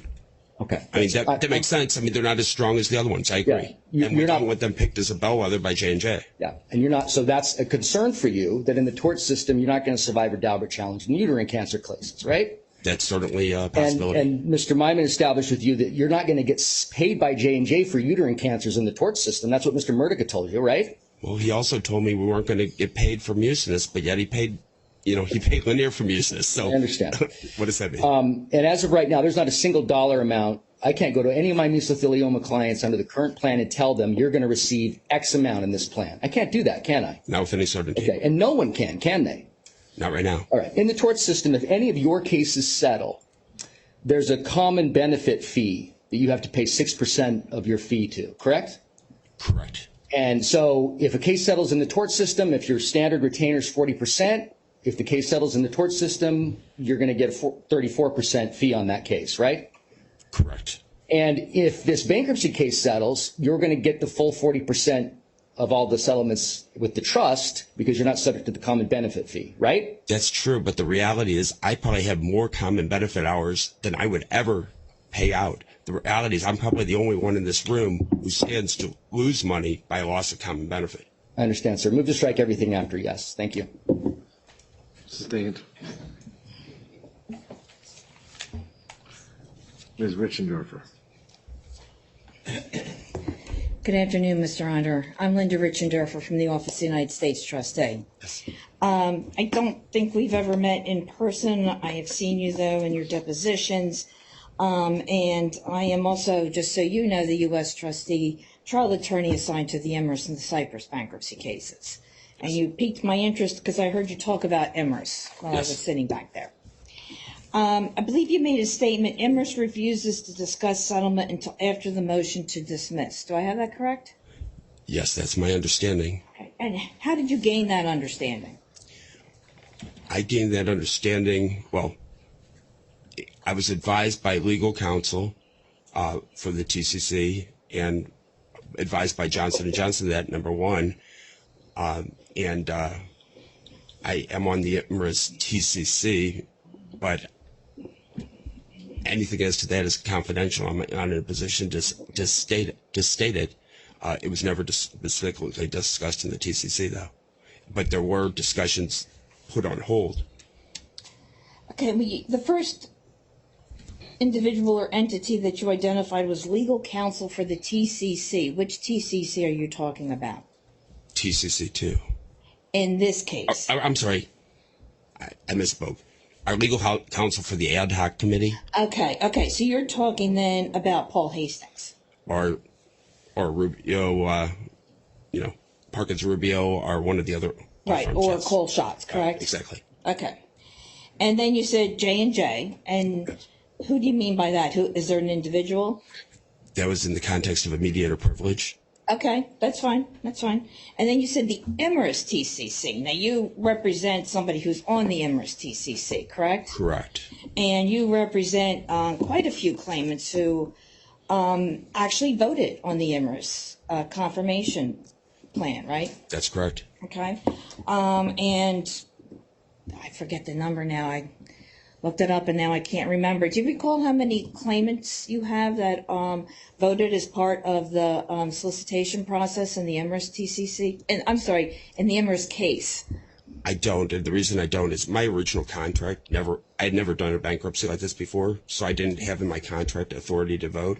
So what I did is I sent out authorizations to every one of my clients. Mm-hmm. The ones I had it back on by the deadline, I voted as a group. The ones I didn't, individual notices were sent out to those people. So I don't know exactly how many voted, and frankly, I don't recall how many were in the group that had given me the power of attorney to vote for them. Okay. Would you say it was over 20,000? No. Okay. Have you read the amended plan that was filed on June 26, 2023 in this case? Yes. Okay. And did you have any role in the development of that amended plan? Yes, we've been in constant negotiations ever since the first plan was filed. Okay. I'm going to ask you about a certain provision. And if I've communicated correctly, it's going to appear up on the screen. It's Exhibit 12 in your binder. And it is, we actually have to go all the way back to page 55 of 89 of the document to see the heading. It says Article 8, Conditions Precedent to Confirmation and Consummation of the Plan. Section 8.1, conditions precedent to the confirmation of the plan. And then I'm going to ask you a question about subsection G, which is a new provision. What section is this? It's section 8.1, Your Honor. It starts on page 55 of 89. The top stamp, Your Honor. Okay. Yeah, I'm sorry, Your Honor. It's not actually the plan. It's the docket stamping system. And it's entitled Conditions Precedent to Confirmation of the Plan. And I point that out because I'm going to ask the witness about one of those conditions.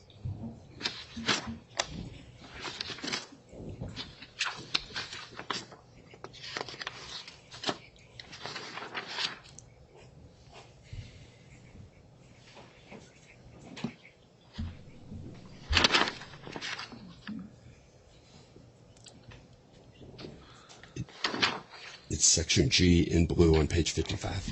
Oh, don't wait for me. Oh, okay. Okay. I'm sorry, Your Honor. I was waiting. Okay. Sounds like the witness I've got it in front of me here. Okay.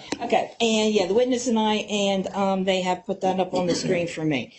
So this new provision in the amended plan says that one of the conditions precedent is that the debtor shall have entered into a settlement agreement with Emirates Talc America Incorporated and such other Emirates Cyprus parties as may be necessary or appropriate in form and substance acceptable to the debtor, J&J, and the AHC of supporting counsel. Let me just pause there for a second. I'm presuming that's the ad hoc committee of supporting counsel? Correct. Okay. Pursuant to which a contribution shall be made to the Talc Personal Injury Trust by or on behalf of the Emirates Cyprus parties.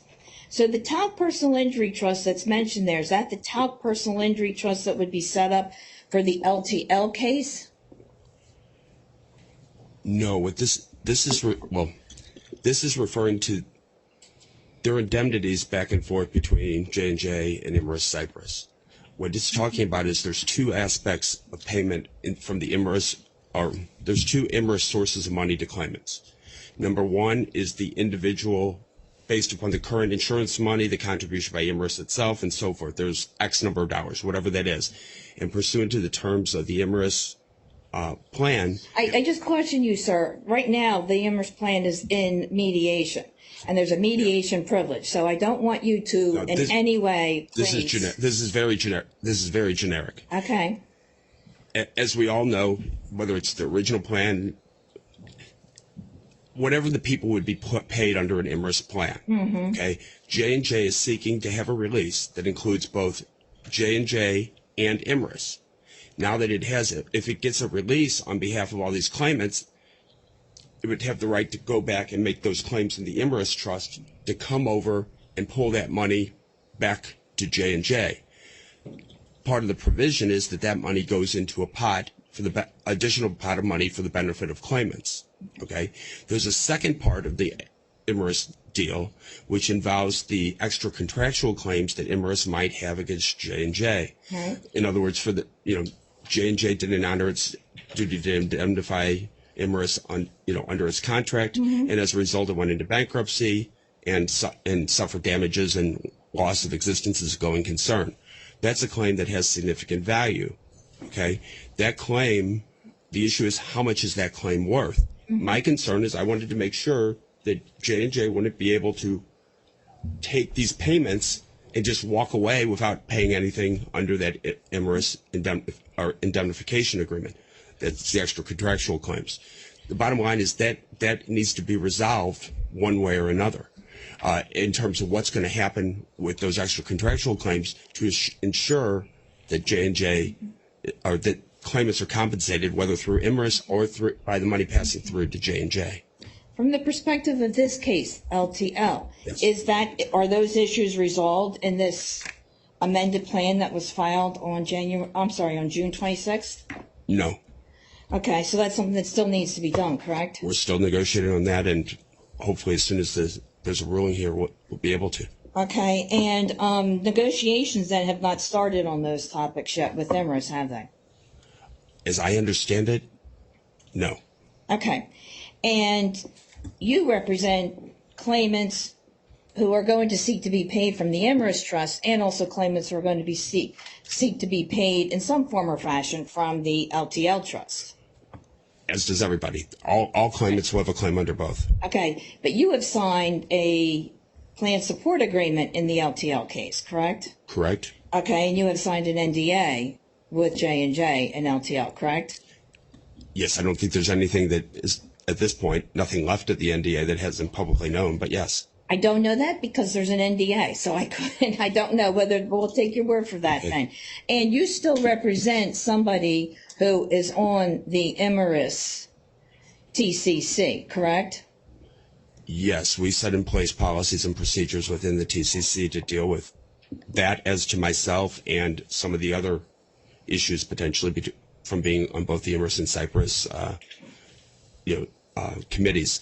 So we have conflict positions and how to deal with those when they come up. But right now, you're the only one who has somebody on the Emirates TCC who has also signed a plan support agreement in the LTL case, correct? That's correct. Okay. Thank you, Your Honor. I have no other questions. All right, thank you. Anyone else? All right, Mr. Andre, thank you very much. Your Honor, Oh, you are.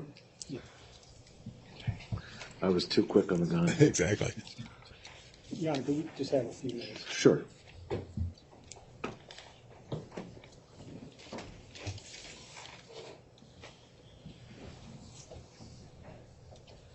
Do you need to take a break? Was that? Do you need to take a break? No, I'm fine. Fine. But I'll say I do if you have to. No, I'm fine. Because I know 5-minute breaks go into 15. Into 20. Exactly.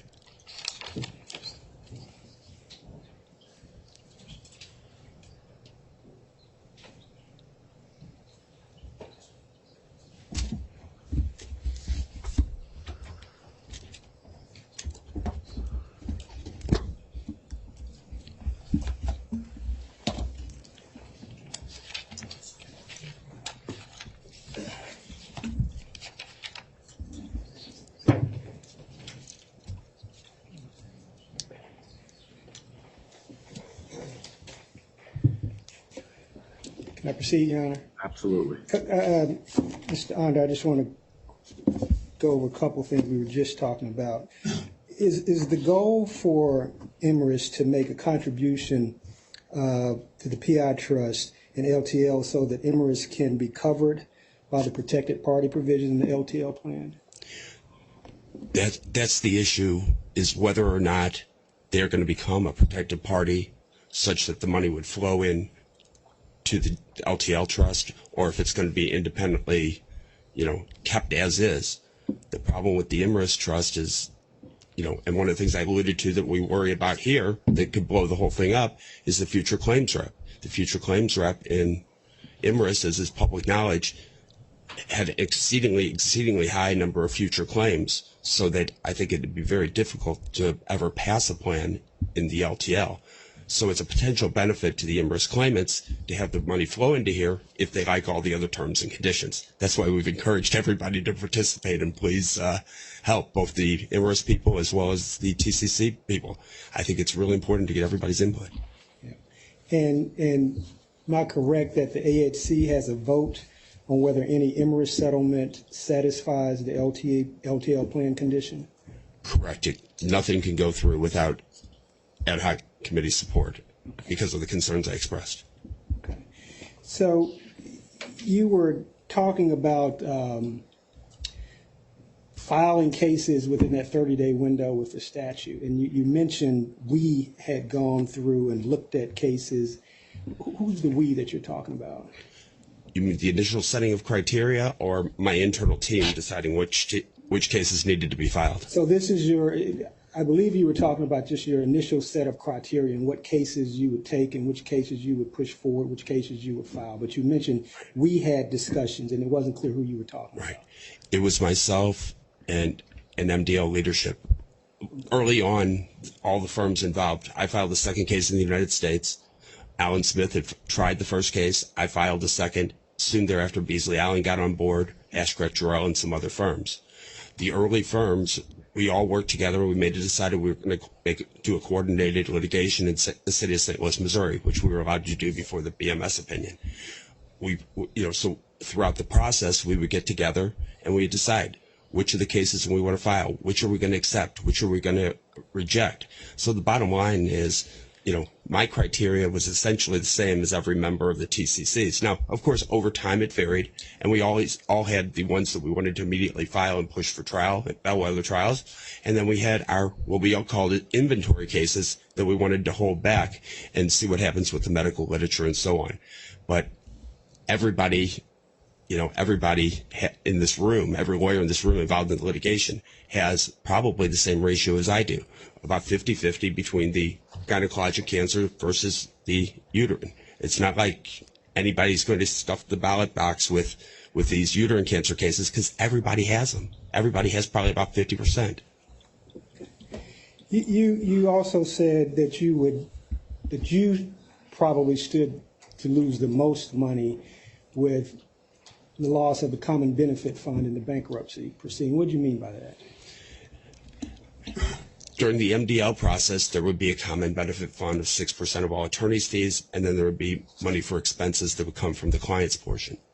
That 6% could be potentially hundreds of millions of dollars. what would happen is that money would be divided among everybody who worked on the cases, tried the cases, etc. I was the second case in the United States. The first, every verdict, over $308 million in the 4 trials, $308 million of verdicts in the city of St. Louis. My firm was actively involved in every one of those. They weren't necessarily my cases, but we did all the law and briefing. We did, jury selection. I mean, we were hand in hand with Beasley Allen, Allen Smith, Porter Maloof, in times with Ashcraft Jarrell and all the other TCC firms. We all worked hand in hand. Everybody would get credit for those hours when it came to distributing any common benefit funds. So the bottom line is I would be entitled to common benefit funds, okay, the same as everybody else. If you compare what would my 6% be versus what would the common benefit funds be, I suspect my 6%, my common benefit funds are probably more than the 6% that I'm losing by virtue of having to contribute to it. There are a lot of other firms that only have a couple hundred cases that really care about common benefit. They've worked hours and hours and hours and, in the MDL, but they only have a couple hundred cases, so that they might have secondary concerns that in a bankruptcy situation, if there's no common benefit fee, that they're not going to be adequately compensated for all their time and efforts. And for that reason, I'm encouraging everybody on the TCC, please come in, become part of the process. Let's talk about what's fair. Let's talk about what's reasonable. And I basically told no one from the TCC1 will talk to me anymore. So I assume that's at the advice of legal counsel. But I would love their input and I would love their suggestion on how to resolve that, because we want them to be treated fairly. So let me ask you about your communications with counsel for members of the TCC. Before you had your discussions with Jim Murdica, did you tell anyone that you were having those discussions, that you were about to enter into negotiations, any conversation? Yes. I mean, Wait. Is Richard Pepper? I just wanted to object to the form of the question, because we've been talking about TCCs now in both cases, Emirates in this case, and if we could just make it clear. Some clarity as to which TCC in LTL1, LTL2, or IMRIS. Exactly. And I think sometimes you may have referred to TCC for the MDL steering committee. So we need to just So declare. let's talk about the current TCC. Okay. For LTL2. Correct. Okay. Did you have any discussions before you entered into discussions with Jim Murdica, before you entered into the PSA, that you were having any discussions with the debtor? Yes. Okay. We were all having discussions with the debtor. I mean, that was part of TCC1. After the third, obviously the mediators were involved. The mediators were involved throughout. We were having constant discussions back and forth, and it was, becoming more and more clear that we weren't going to be able to reach an agreement. Okay, but did you tell him you were going to enter into negotiations with the debtor? The TCC1 knew I was talking to Jim Murdica, knew about that I signed a non-disclosure, and likewise, Mr. Murdica and J&J knew that to the extent anything I felt was necessary or would be helpful to this TCC, I was going to ask permission to share it with them, and that's what I did.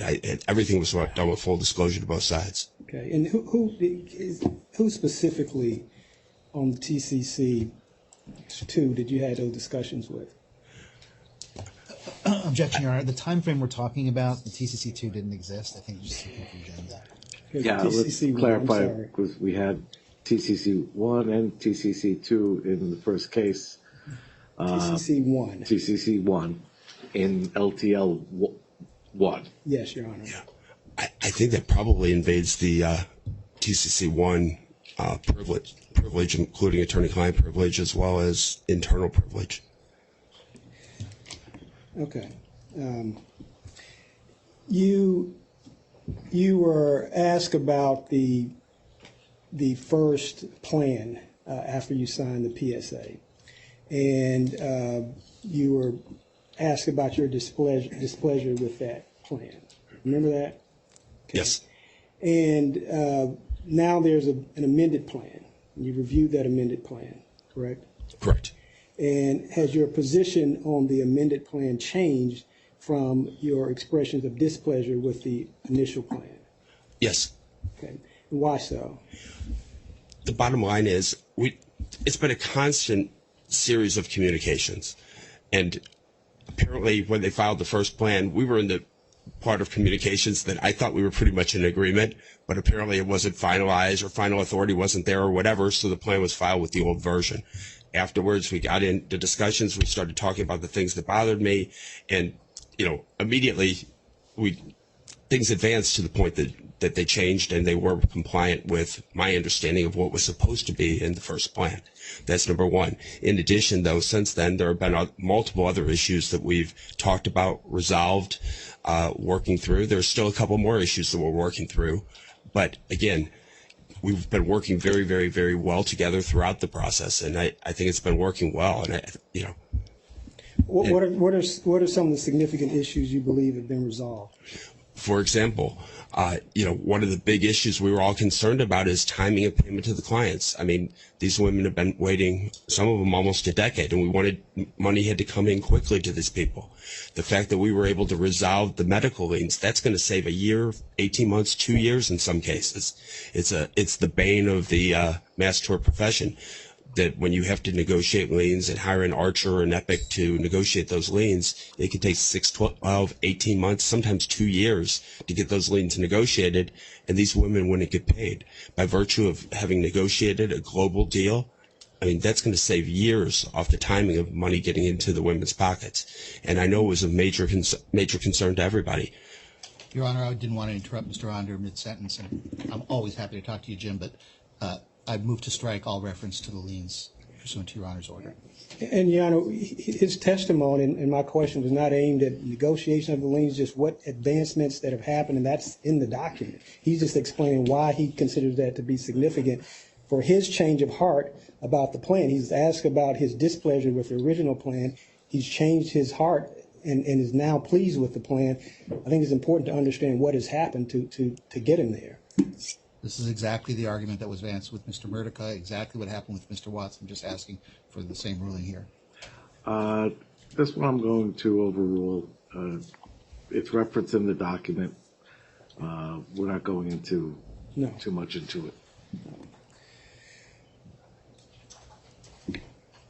Now, Mr. Onder, you testified that you could withdraw from the PSA if you wanted to. Yes. Remember that testimony? And is that your position if the PSA is inconsistent, if the plan is inconsistent with the PSA that you negotiated? I think that's 100% true.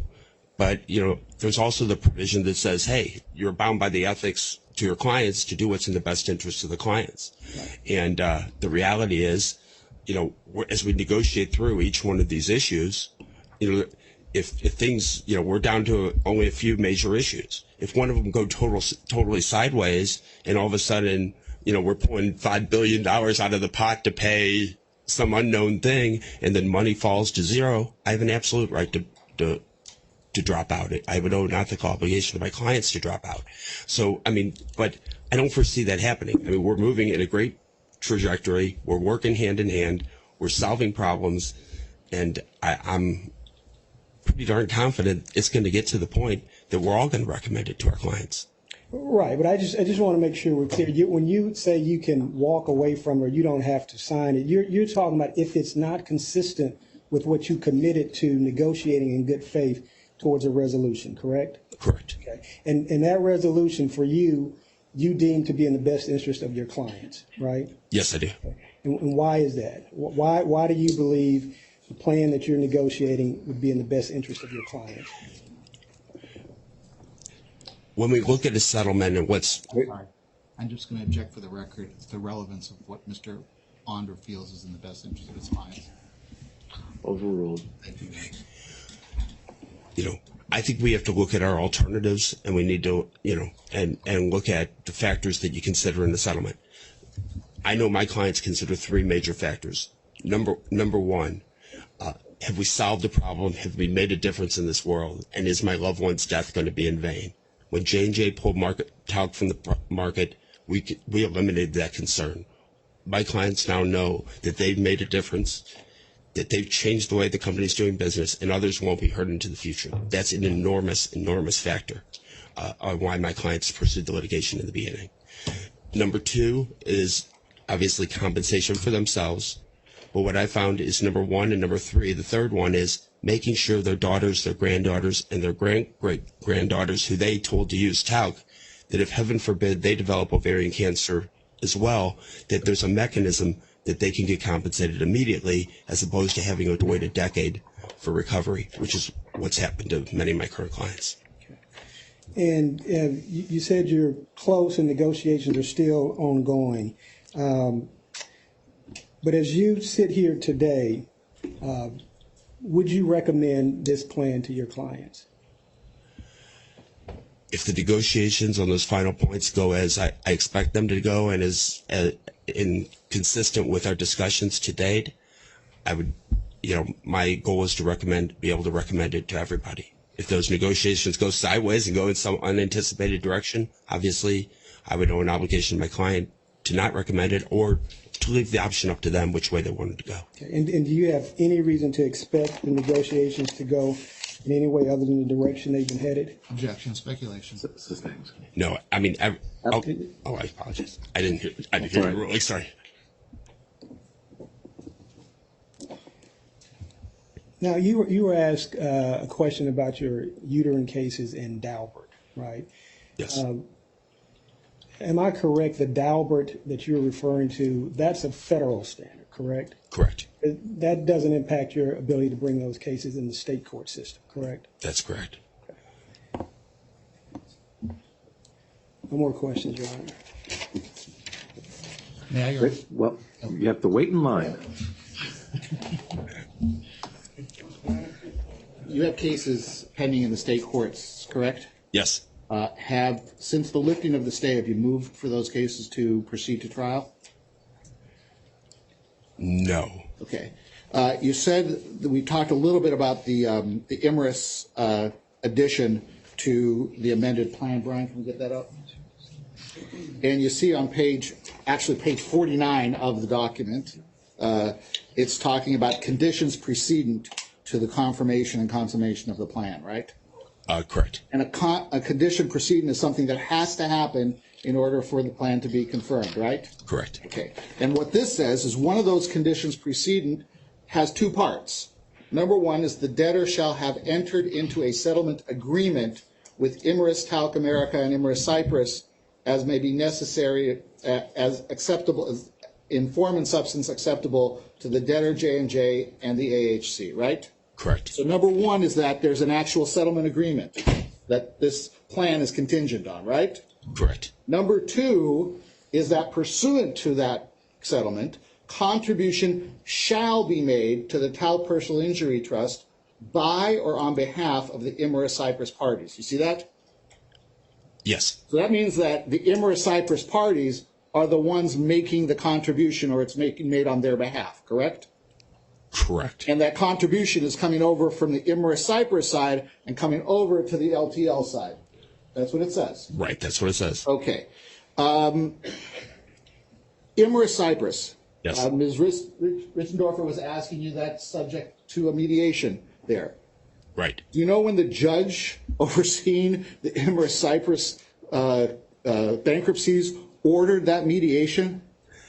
Put it this way. I don't know when it was ordered. It was a long time ago. A long time ago. How long has it been going? That just the mediation is between themselves to reach an agreement between themselves. How long has that been going on? Most of you are on the committee right alongside me. It's been going on for a while. A long time. And so what we're saying is that while that's taking so long, this plan is contingent not only on them getting their act together to settle something, but then for them to enter into a settlement with J&J and LTL and pay money to J&J and LTL. But all that can be bypassed with a... Brian, can we put that back on?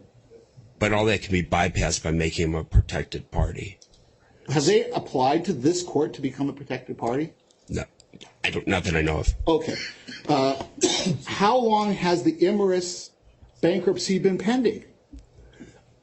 You tell me. It's been a long time. It interrupted a partner of mine's trial in 2019. That's then I defer to you. 4 years, right? I defer to you. We don't know whether or not Imerys and Cyprus will actually settle with LTL, do we? We don't know. and we don't know if they do which money the flows of the money is going to go, whether it's going to go from Imerys and Cyprus to LTL, or whether or not it's going to go the other way and over to Imerys Cyprus. We don't know, right? Or both ways, right? Or both ways. And we don't know what the net is going to be either, do we? Not yet. And that's another reason why we can only talk about points and we can't tell clients how much money they're going to get, right? In part. Okay. Thank you. That's all I have. Ms. Richendorfer. I race to the head of the line, Beat so I Mr. get to Ruckbeshel. be next. Oh, I had one more question. May I? You could do it from there. Sure. You talked about the importance, Mr. Onder, and I credit that you really mean this, the importance of making sure that our daughters, our granddaughters, and our great-granddaughters can make claims if, heaven forbid, they should get sick. Do you recall that? Correct. And that is coming from a place and a committee that only wanted to give 1/3 or less to the future claimants, right? Well, of course, but when it ends up being equal, because if you take 1/3 of the money with interest at the current interest rates over time, I mean, I don't think it needs to be 1/3 personally. It's $12 billion capped total over 25 years, right? That's how much J&J promised, right? But here's the thing, if the total amount needed is whatever, and you take that 25% or 1/3 and bear it out over time and accumulate it with the interest, the bottom line is the amount paid by futures should be the same as the amount paid by currents. It's not paid now. It's paid over time, over 25 years, right? Well, right. Therefore, that's why you'll only need 25% as much money, or 25 or 1/3 of the money, is because you get the benefit of interest growing over time, because most of those claims aren't going to come for 10, 15 years. But you don't know how many people are going to be diagnosed with ovarian cancer or mesothelioma over that period of time, do you? We know what the medical literature suggests. What does it suggest? There's 25,000 new diagnoses a year, 15,000 deaths per year, and about 10% of them are related to talc. Okay. Thank you. Your Honor, thank you, Mr. Onder. Linda Richendorfer again from the U.S. Trustee's Office. I didn't come up here with this question, but I have to ask this question now as a follow-up to that. You're talking about the money earning interest over time. I've looked at the payment sheet. The $12 million gets paid out in different lump sums over 25 years. So it's not like the $12 million or $12 billion goes into a fund and it earns interest while you wait for the futures to come in. There's just X number of dollars going in every so often into the fund, correct? Right, but you understand, the commitment was to settle for $8.9 billion. Net present value. Right. And when we talk about the percentage of that percentage allocated to futures, it's the percentage of the 8.9. So, and since most of that money will presumably be going out in the first year or two, the bulk of the difference between that 8.9 and the 12, which is $3 billion, will be paid to the futures, in addition to the current money allocated to the futures. So at the end of the day, everybody will be paid the same under the same grid. I could ask you a lot more questions, but this isn't a confirmation hearing, so I'll pass on that. Okay. And I know that we're not talking about liens, but Your Honor, I have to ask a follow-up question because of something the witness said on the stand as a fact, and I need to ask this question. Mr. Onder, isn't it true that no settlement has been reached with respect to federal health care reimbursement claims of CMS and the VA?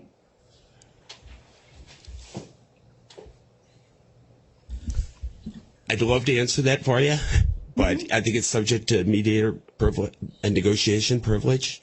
But it's my understanding that they're very close. But there is no settlement, correct? That's my understanding, but okay. Yes. I'm sorry, Your Honor. I had DOJ attorneys emailing me that there is no settlement. And when they heard Mr. Onder represent that there was a settlement of all third-party claims, that's a very important issue. Thank you. Mr. Ruckbeshel. Thank you. I'll be very brief, Your Honor. Mr. Onder, there are, in addition to the questions that Mr. Maiman asked you about the many things that would have to happen until we know whether there'll be an Imerys settlement that relates to this case. Right. There are many other factors that prevent us now from knowing how much any claimant would get under the proposed plan that's before the court today.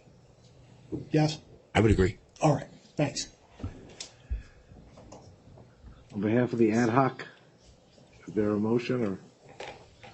No question. Questions? No, we're done. None?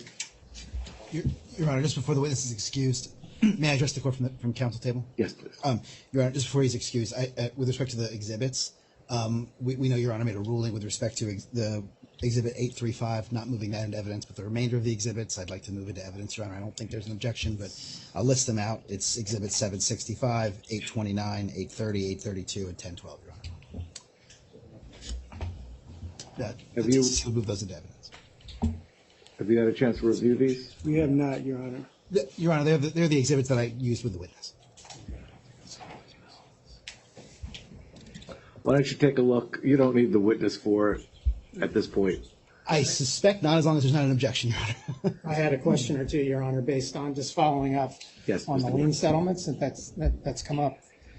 You mentioned you couldn't say much about a mediation. You didn't have a settlement with certain federal authorities, I guess. Correct. Who do you have a settlement with? We have a settlement with all private lien holders, as I understand it. Do you have any idea in terms of the number?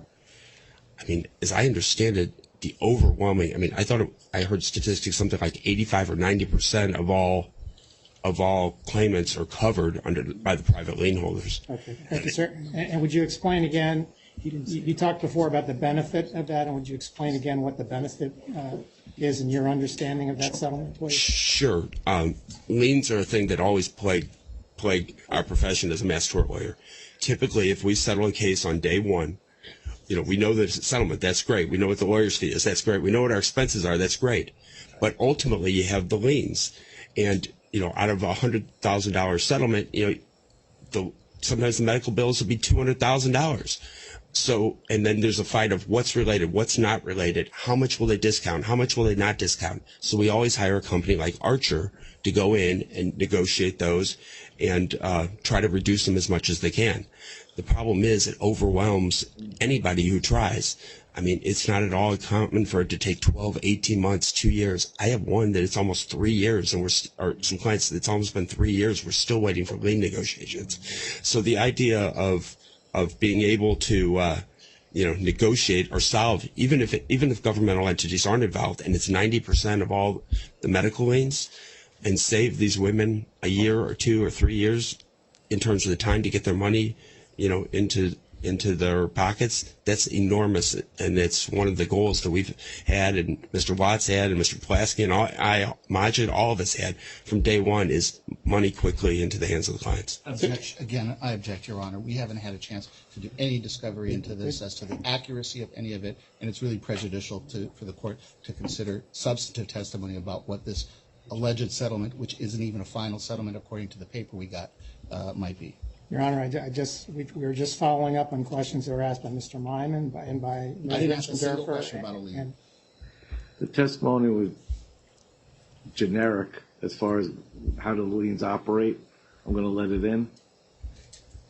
Thank you, Your Honor. Thank you. It was an objection overruled for the record. Your Honor, I have one final question. May I? Yes. Mr. Onder, again, Cameron Moxley, I'm running for the TCC. Mr. Onder, the settlement that you referenced, am I right that that is an agreement by counsel for approximately 53 lien holders to recommend a settlement, and that the term sheet specifically says that no lien holder has agreed to it? Put it this way, I have not seen the term sheet.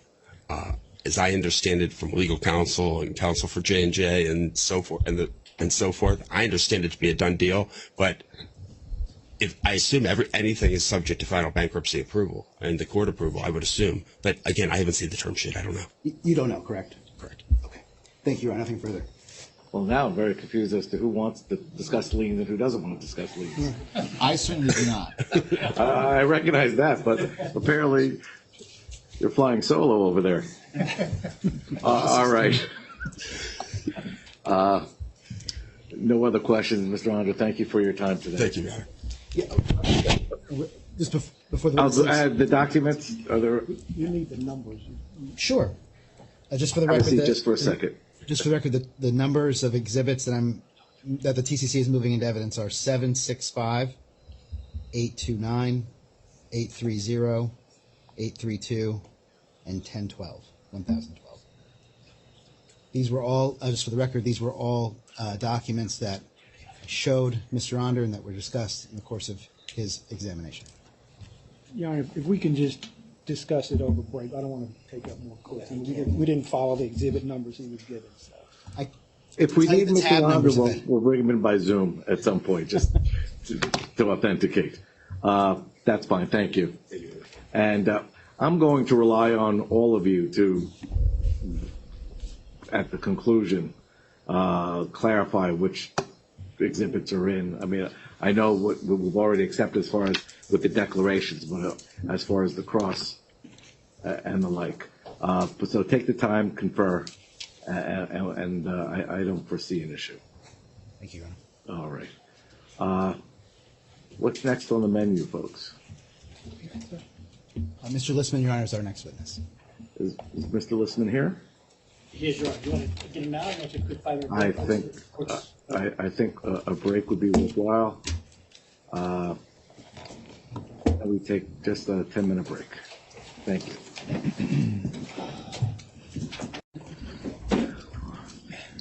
Good afternoon, Mr. Listman. Good afternoon. Please raise your. Oh, are we on? Yes, sir. Yes, we're good. Please raise your right hand. Do you swear or affirm to tell the truth, the whole truth, and nothing but the truth under penalty of perjury? Thank you. Please state your name and business address for the record. Adam Jacob Listman, and it's 1 Johnson & Johnson Plaza in New Brunswick, New Jersey. Your Honor, may I approach you? Absolutely. Thank you. Thank you.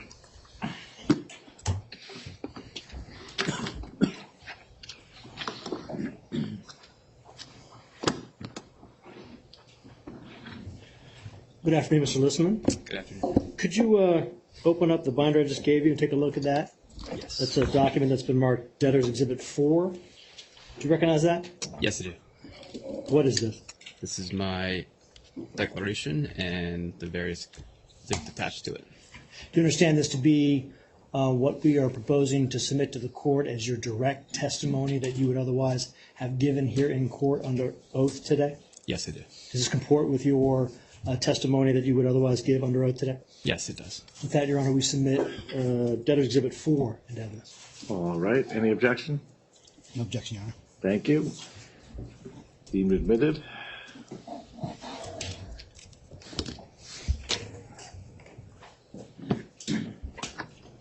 Your Honor, again, Cameron Moxley of Brown Reddick for the TCC. Yes, Cameron Moxley of Brown Reddick for the TCC, Your Honor. May I approach? Absolutely. Thank you.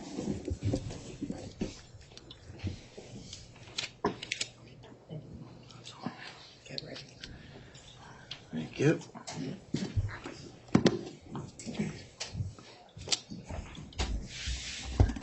Thank you. Thanks, sir.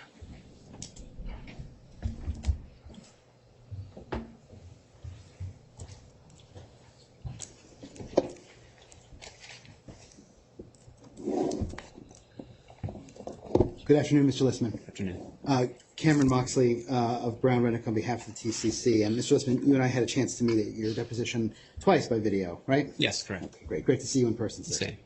Same. Today we may, in the course of our discussion, use some documents. They'll appear on your screen, and you have a binder that we've given you in front of you as well. And of course, Mr. Starner just introduced your declaration as well, correct? Yep, correct. Okay. Mr. Listman, you are employed by Johnson & Johnson Services, Inc., which is a subsidiary of parent company Johnson & Johnson, correct? Yes, correct. Your title is Vice President and Assistant Corporate Controller of J&J? Yes, correct. You joined J&J in the summer of 2018, and you've worked there for approximately 5 years. Correct. Your responsibilities, as you put it in paragraph 1, just to reference Mr. Listman of your declaration, quote, require consideration of, among other things, J&J's competitive position and profitable growth, generation of sustainable cash flow, an allocation of capital among J&J subsidiaries to maximize value creation, achieve tax efficiency, ensure adherence to accounting and reporting requirements, and manage risk across J&J's global enterprise, correct? Correct. In your current role, one area you are responsible for is J&J's U.S. GAAP consolidated external SEC reporting, correct? Correct.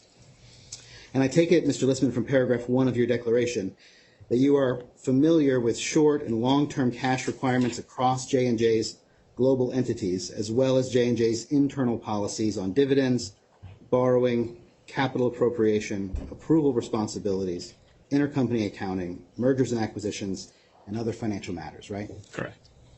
And you are, of course, familiar with Johnson & Johnson Holdco N.A. Inc., including its subsidiaries, indirect affiliates, corporate structure, and finances, correct? Correct. And if I reference Holdco today in my questioning, Mr. Listman, you'll know I'm referring to that entity, correct? Yes, correct. Okay. And your responsibilities at J&J have been essentially the same since 2019, right? Yes, correct. And who do you report to, sir? Bob Decker. And what is his role? He is the corporate controller. And who does Mr. Decker report to? Joe Walk. And what is his role? CFO. Looking at your declaration, Mr. Listman, and just for reference, I'm looking specifically at paragraphs 11 through 16. That's in front of you to the extent you want to look at it or reference it. You provide a summary at paragraphs 11 through 16 of LTL's assets, correct? Correct. Okay. And you state at paragraph 12 that in April 2023, the fair market value of LTL's assets totaled approximately $380 million. And you note that figure is without consideration of disputed insurance coverage and outside of LTL's rights under the 2023 funding agreement, correct? Correct. And in paragraphs 17 through 20, you discuss LTL's talc liabilities, right? Yes. As of the first quarter of 2023, J&J's reserve for talc liabilities is $8.9 billion, correct? Correct, it is. And the $8.9 billion reserve for aggregate talc claim liability that has been disclosed in J&J's recent 10Q, Mr. Listman, that's tied to the bankruptcy case, right? It is. And untethered to the bankruptcy or outside of the bankruptcy case, J&J has no aggregate estimate of talc liability to your knowledge, right? Correct. You discuss in paragraph 21 of your declaration, sir, new JJCI's name change to Holdco in December of 2022, and then Holdco's subsequent transfer of its consumer business assets to its immediate parent company, Janssen Pharmaceuticals, Inc., right? Correct. You do not know what value, if any, Holdco received in exchange for transferring its consumer business assets, do you? No, I don't. Collectively, the estimated fair market value of the subsidiaries and indirect affiliates within the Holdco structure approximate $30 billion, right? Yes, as disclosed in Figure 1, yes. Figure 1 of your declaration, correct? Correct, sir? yeah. Now, in your declaration, you state at paragraph 29 that as of April 4th, 2023, Holdco had a net intercompany receivable of approximately $300 million relating to cash held within the J&J Treasury. That comprised $400 million deposited on account of Holdco within the J&J Treasury, less an intercompany payable of approximately $100 million, right? Correct. With respect to the mechanics of Holdco's cash, what Holdco actually has is a claim against J&J's in-house bank in that amount, right? Correct. Mr. Listman, you do not know why it is that Holdco's cash is approximately $400 million as opposed to, for example, $600 million or $200 million, right? Correct. Holdco owns approximately 36.1% of GH Biotech Holdings Limited, right? Yes. Okay.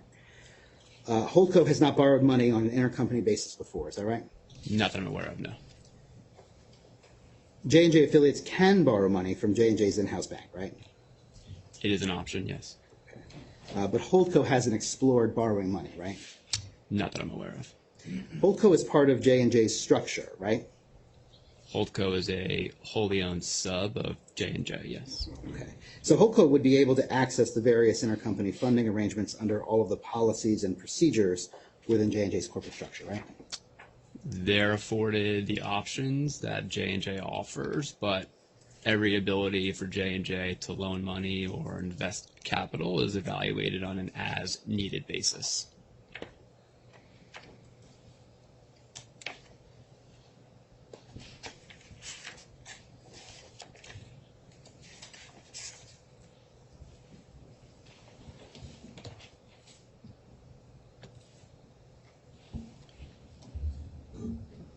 No Holdco liquidation value analysis has been done to your knowledge, right? Not that I'm aware of, no. And you don't have any idea how much value would come from a Holdco liquidation, right? I would need to look at a multitude of factors to even give a value. Right. As you sit here today, you don't have that. No, I don't. you're not aware of any valuations of entities in the holdco structure outside of those that we discussed at your deposition and were produced to us, to the TCC in discovery, correct? Correct.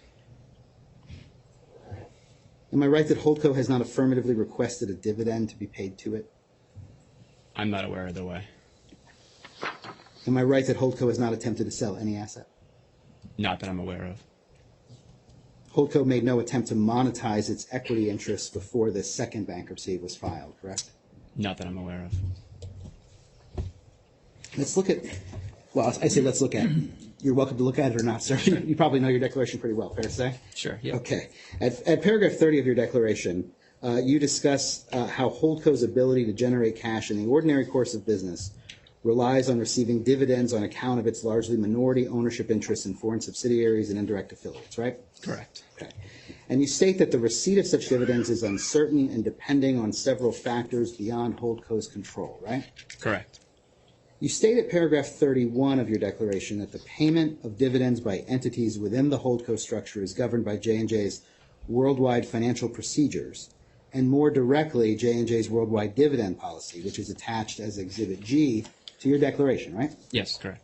Now, for non-U.S. affiliates, corporate tax, corporate treasury services, and the regional treasury services centers are responsible for developing annual preliminary dividend forecasts, right?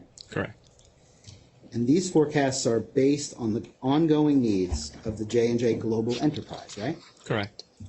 Speaking of the J&J Global Enterprise, Mr. Listman, you saw that Dr. Bell uses the phrase in his report, and before I go on, you're familiar with Dr. Bell's report, Yes. correct? Okay. Both his original report and his supplemental report. Correct, yeah. Okay. And you saw that Dr. Bell uses the phrase J&J's global cash ecosystem, you recall that? Yes. Okay. And you understand, given your experience and role at J&J, what Dr. Bell is referring to when he uses that ecosystem phrase, but I believe the phrase that you said you would use is the broader J&J network, right? Yes. Okay. Now, a number of considerations go into dividend payment decisions, and you list some of those considerations at paragraph 32 of your declaration, right? Yes, correct.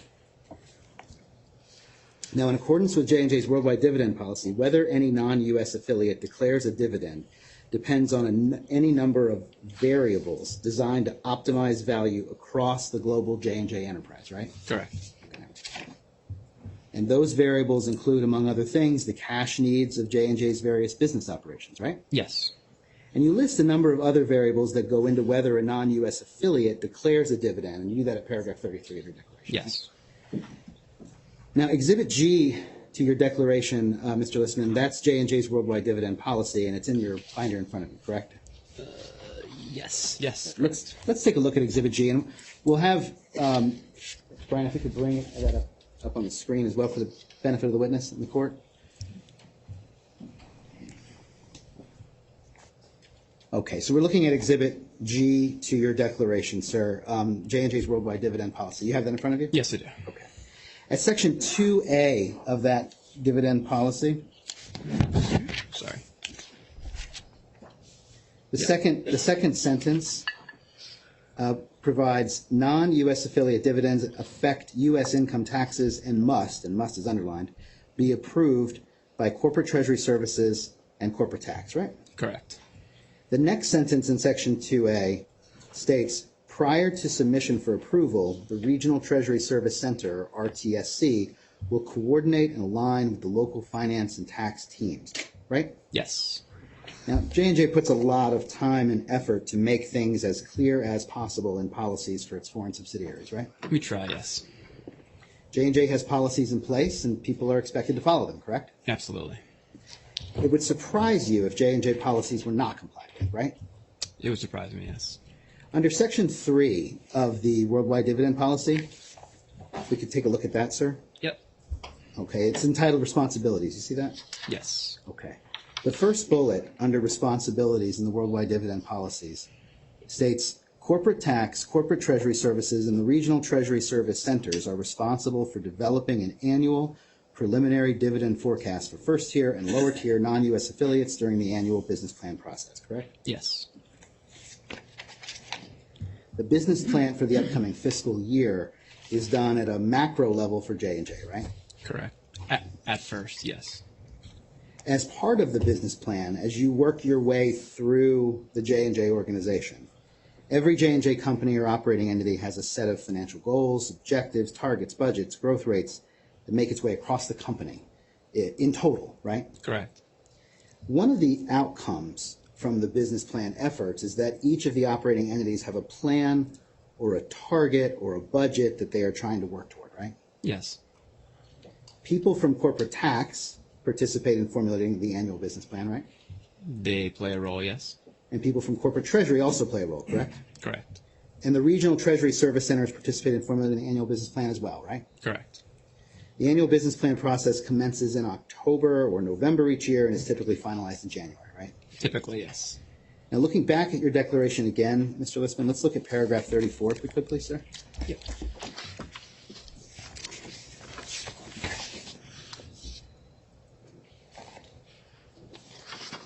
There you explain in paragraph 34 that any dividends paid by Holdco's indirect operating affiliates must pass through various parent entities before they might ultimately be paid to Holdco, right? Yes.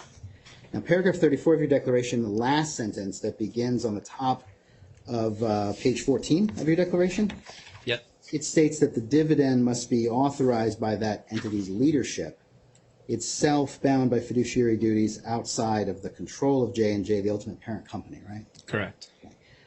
Did you write that sentence, sir? I put this together in conjunction with counsel, yes. That particular sentence, do you have a memory of writing that, or did counsel write that sentence? I don't recall. Okay, well, you're not a lawyer, right? No, I'm not. Okay. And you have no basis to answer what fiduciary duties are owed by any particular entity's executives or board members, or to whom any such fiduciary duties are owed, right?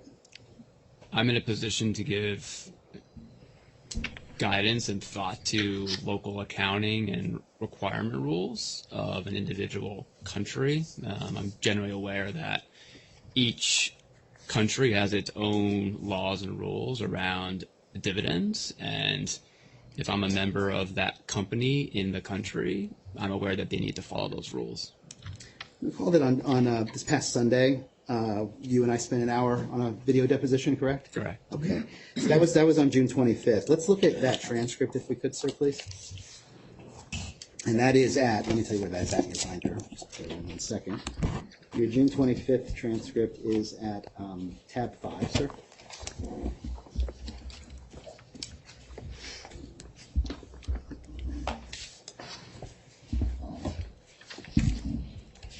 Just let me know when you're there.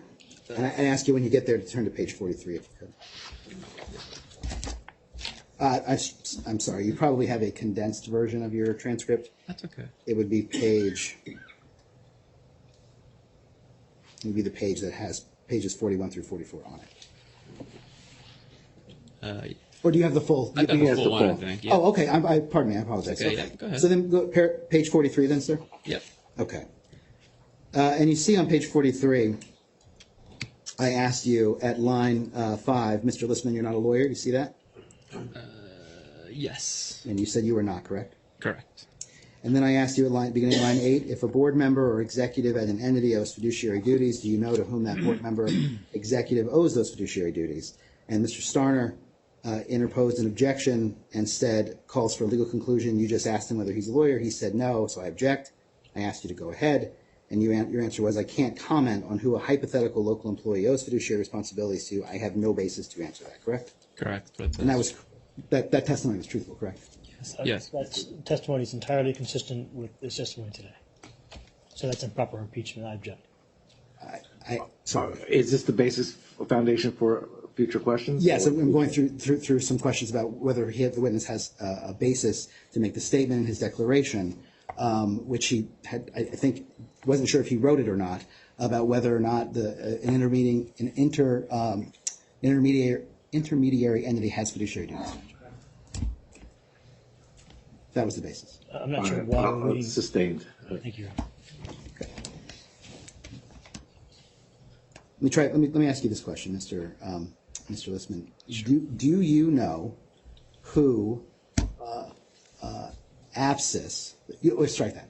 You're familiar with a French entity called Apsis, correct? Yes, I am. Okay. Do you know who the executives or members of Apsis owe fiduciary duties to? No, I don't.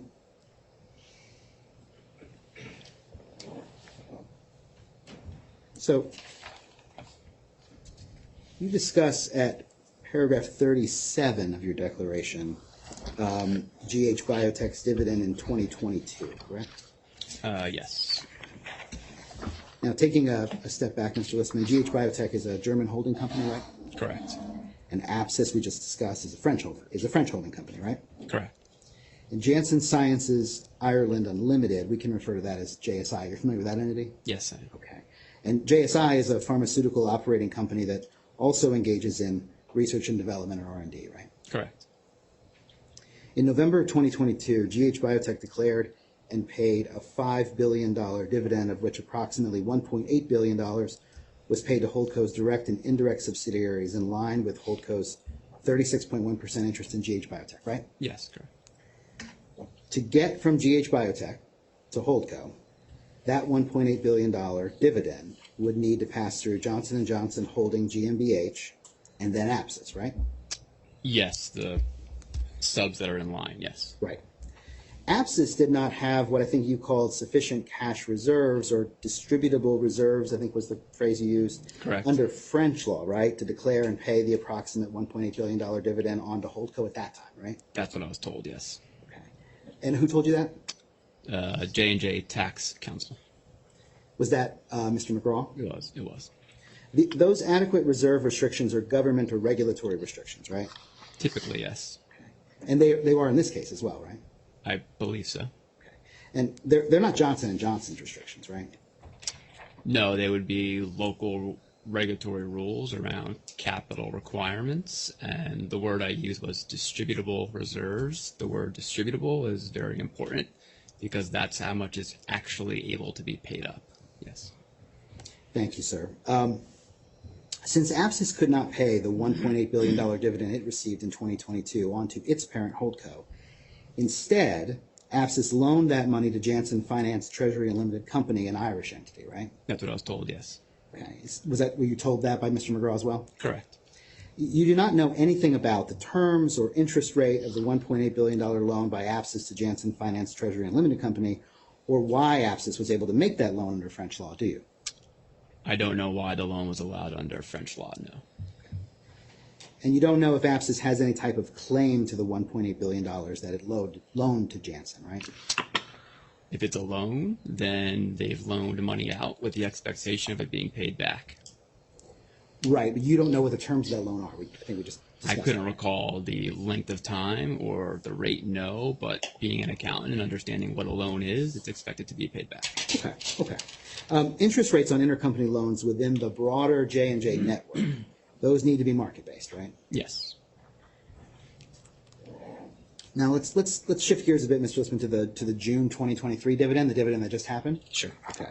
You've reviewed Dr. Gregory Bell's supplemental expert report that was dated June 20th, 2023, right? I have. Now, Dr. Bell sets forth his understanding of certain facts concerning a GH Biotech dividend that at the time of his report, which again was June 20th, was expected to be paid to GH Biotech shareholders on June 22nd, right? Correct. And Dr. Bell cites to, quote, conversations with J&J controller and tax function June 19 and June 20th, 2023, end quote. For many of those facts, and those were conversations with you for the controller function and Donald McGraw for the tax function, right? Correct. Okay. Now, those conversations among Dr. Bell, you, and Mr. McGraw were all set up through counsel, through either Mr. Starner of the White & Case firm or Jones Day or Andrew White as part of J&J, right? Correct. You're, of course, familiar with the GH Biotech entity, right? We talked about that. Okay. And that GH Biotech dividend that Dr. Bell's supplemental expert report stated was expected to be paid on June 22nd was actually paid on that date, right? Correct. Johnson & Johnson GmbH, the German entity, right? Mm-hmm. Okay. It owns approximately 36% of GH Biotech, right? Correct. Okay. Johnson & Johnson Holding GmbH paid the dividend that it received from GH Biotech to the French entity Apsys, correct? This June 22nd dividend. I believe so, yes. And then Apsys paid a $912 million dividend to Holdco on June 22nd as well, right? Correct. Now the This June 2023 dividend by GH Biotech and the subsequent declarations and payments of dividends was all undertaken in accordance with J&J's worldwide dividend policy, right? I would assume so, yes. And your understanding is the June 2023 dividend that GH Biotech made and that then went up the chain to Holdco was forecasted during the last annual business plan process that concluded in January of this year, right? Yes, I reviewed at some point a slide deck that called out that it was contemplated in January of 2023. Looking again, Mr. Listman, at the J&J worldwide dividend policy, do you have that in front of you, sir? Can you get G, right? Yes, Exhibit G, that's right. Exhibit G to your declaration. I got it. Yeah.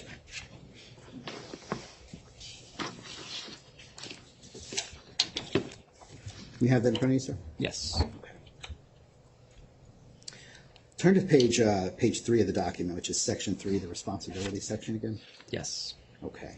The second bullet under the responsibilities section of the J&J worldwide dividend policy states, Corporate Treasury Services is responsible for coordinating with the Regional Treasury Services Center and the RTSC, will communicate the approved dividend amount to the affiliates and align on the appropriate timing for payment. See that?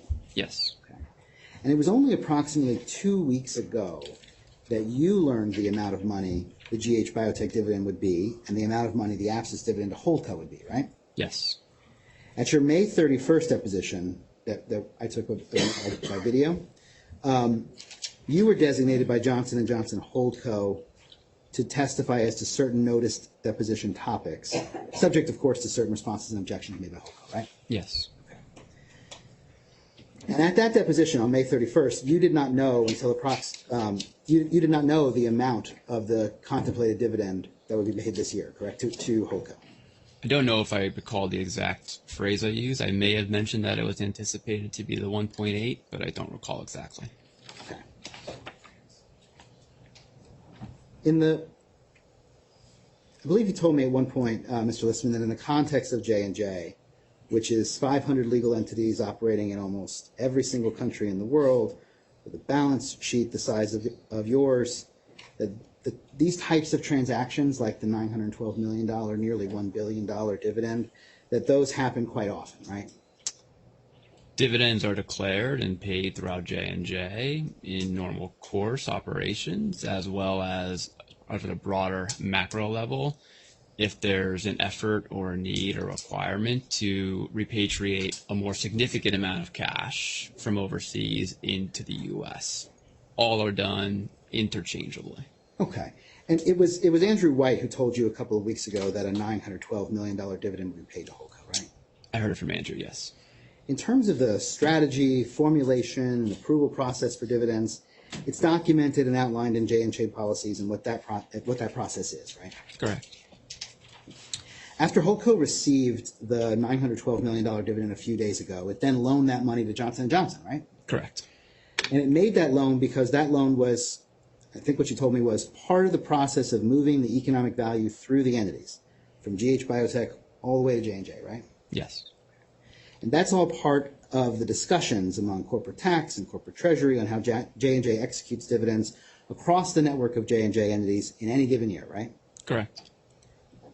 So looking ahead now to 2024, the annual business plan work for 2024 at this point has only started at a high level. It hasn't really kicked off, right? Correct. You do not know if there is any expectation of what GH Biotech's dividend will be in 2024, right? I do not know. J&J policies provide that J&J take into account a multitude of factors in making decisions, like whether entity within the structure is to make a dividend to another entity within the structure, right? Yes. Tax consequences are among the factors to be considered in making money management decisions, right? Yes. Cash needs, including what purpose is behind the needs for the cash, is another factor to be considered in making money management decisions, right? Correct. And that's all for the broader money management decisions for the broader J&J network, right? Throughout the network and what the individual operating entities across the globe may need. If we're launching a new product in a given country, the capital requirement there might be higher or lower any given year. It's maximizing value of where the capital needs to be sent. Yes. And those making money management assessments in the broader J&J network are people from corporate tax and people in the controller function like yourself, right? Correct. Money management decisions within the broader J&J network are made pursuant to and in accordance with J&J's carefully crafted policies, right? Correct. In making money management decisions, J&J would evaluate all the factors that those within J&J making money management assessments are aware of that are being raised by those involved in the process who have the knowledge and the expertise to raise questions and concerns, right? If we're discussing business plan targets, for example, amongst the group of folks that are responsible and the accountants have a concern or the tax team has a concern or the treasury team does, yes, we discuss those things. Right. And I think we talked about this earlier, but just to make sure we're clear, Holdco is an entity within the broader J&J network, right? It's a wholly owned subsidiary, yes. Do you know whether it would cause J&J reputational harm to allow its subsidiary Holdco to default on obligations to fund payments to top companies? You need to define harm and what that would mean. Are you talking about financial harm or? Reputational harm, sir. I would assume so. Your testimony, Mr. Listman, is you don't know. I strike that. Sorry. In your controller function role, you are aware of the general dividend strategy for J&J as a whole, which would include all J&J entities, right? I'm aware of the dividend strategy as the parent company, for one, and I'm aware of dividends are declared and paid amongst the entities in any given year. So yes. And step one of J&J's dividend strategy is, I think you told me, an ongoing evaluation for cash needs both inside the U.S. and outside the U.S. to fund different operations and to deal with tax liabilities, right? Yeah, it could be tax liabilities, it could be debt obligations, it could be any kind of cash need. That's step one, right? Generally. And then step two of J&J's dividend strategy is what is the most capital, tax-efficient, regulatory, legal, foreign exchange process to make that happen. And J&J evaluates a multitude of factors on an ongoing basis in that regard, right? Yes, I'm not sure I would put it step one, step two. All the steps work together. I don't think one has priority over another. Okay. Just to make sure that we're clear, Mr. Listman, take a quick look, if you could, at your May 31st deposition transcript. Which page? Oh, I apologize. The May 31st transcript will be at tab 6. Yep. And I just ask you to turn to page 98. 90 what? 98. 98. Apologize, Your Honor. 98.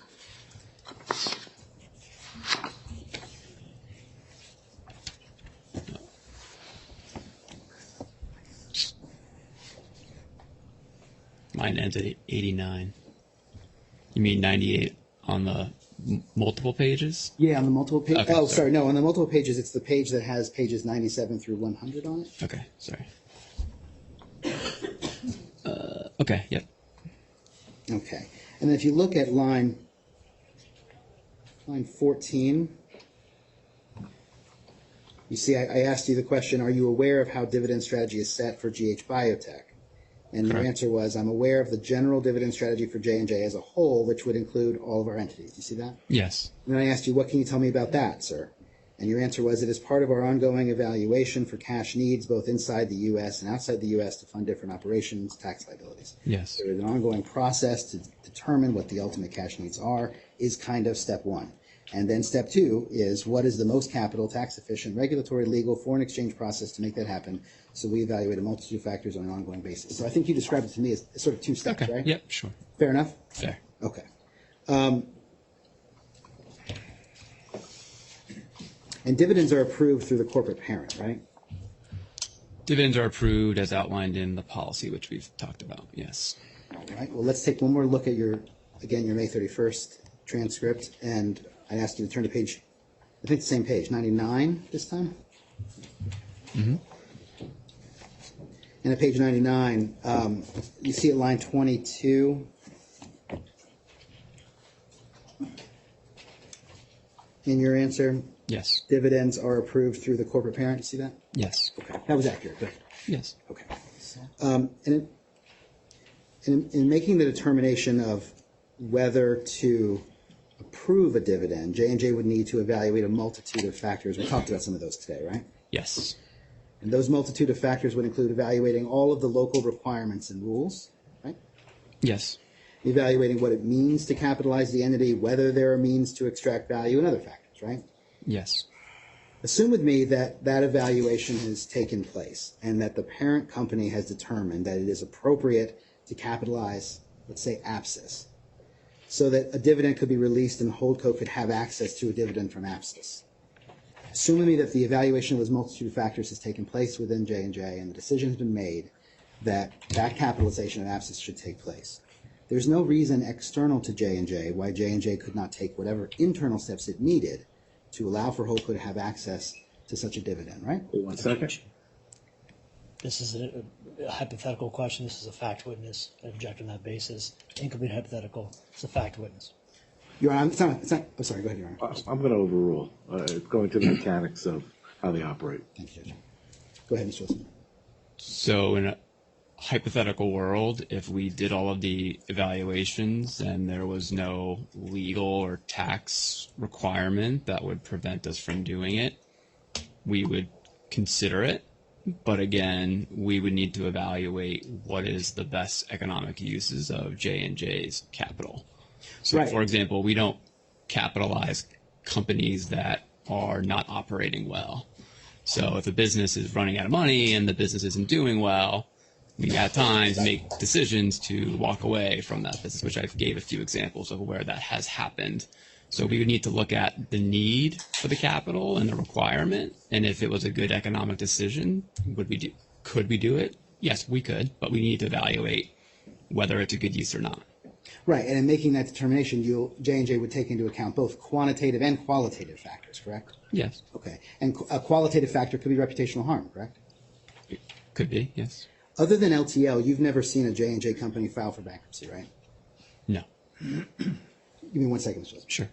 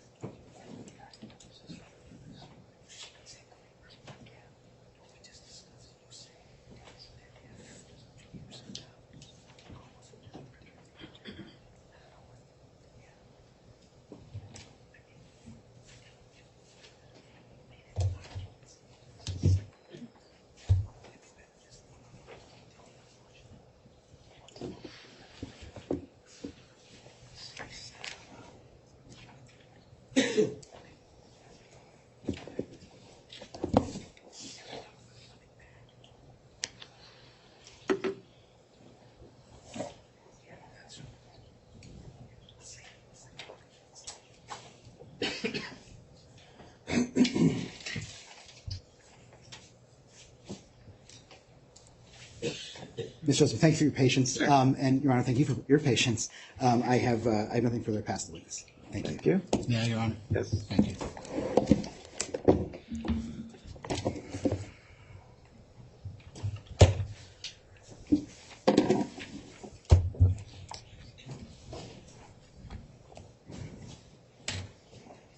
I apologize. That's okay. Use 99% of this.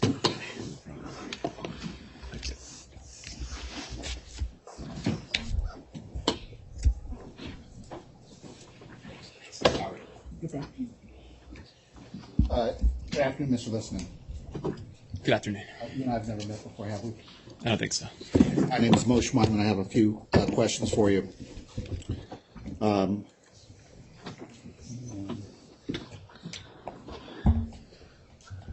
Don't mind me.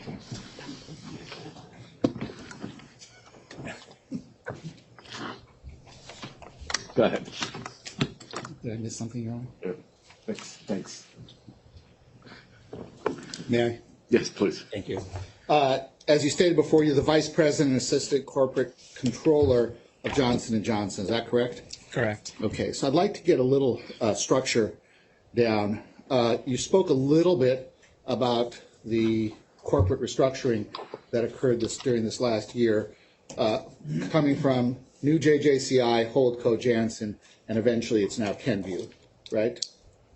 Kenvue is now the parent company of the entire global consumer business. Consumer health, right? Consumer health business, Okay. yes. And it's true, is it not, that in December of 2022, JJCI changed its name to Holdco, correct? That's what I was told, yes. But other than that, you don't know of any other differences between the two companies at that time. They still had the same assets, the same operating business, correct?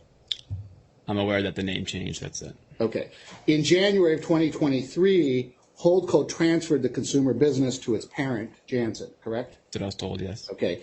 And then in February of 2023, and we'll go over this, Kenvue came out with a prospectus for an IPO, correct? Correct. Okay. So any time before December of 2022, we're talking about, if we're talking about the consumer health business, we're talking about JJCI, right?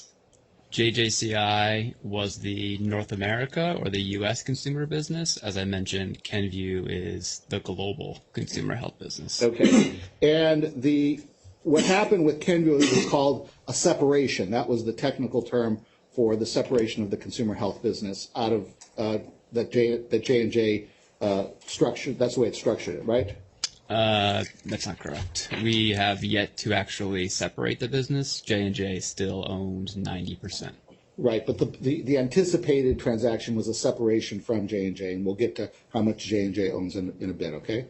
Sure. Okay, so what I'd like to do is I'd like to bring your attention to tab 16 of the binder that I gave you.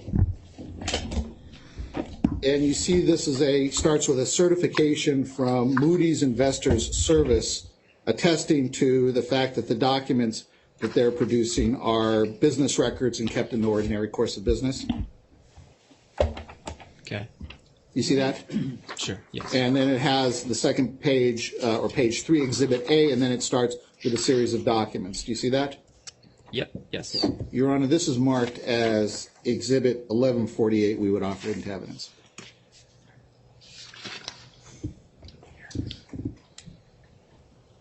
Your Honor, I don't know if I've seen this before.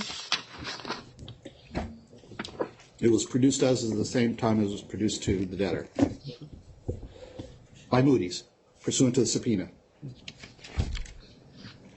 I don't think we necessarily have an objection to. This is dated October 19th, 2022? The certification is June 21st, 2023. I'm looking at the document. Tab 16. There are several documents within here, Your Honor. This is an entire production by them of the documents concerning this that they keep in the ordinary course of business. All right, well, we're still reviewing the last witness's documents. Okay. Subject to meeting and conferring. Okay. Thank you. So let's take a look at the first document here. It starts on what's Bates paged on the bottom right-hand corner, 001. Do you see that? And it's titled Rating Agency Presentation. You see that? I see it, yeah. And it's dated October 19th, 2022, correct? Yes. Okay. And what I'd like to focus on is if you turn to page 009,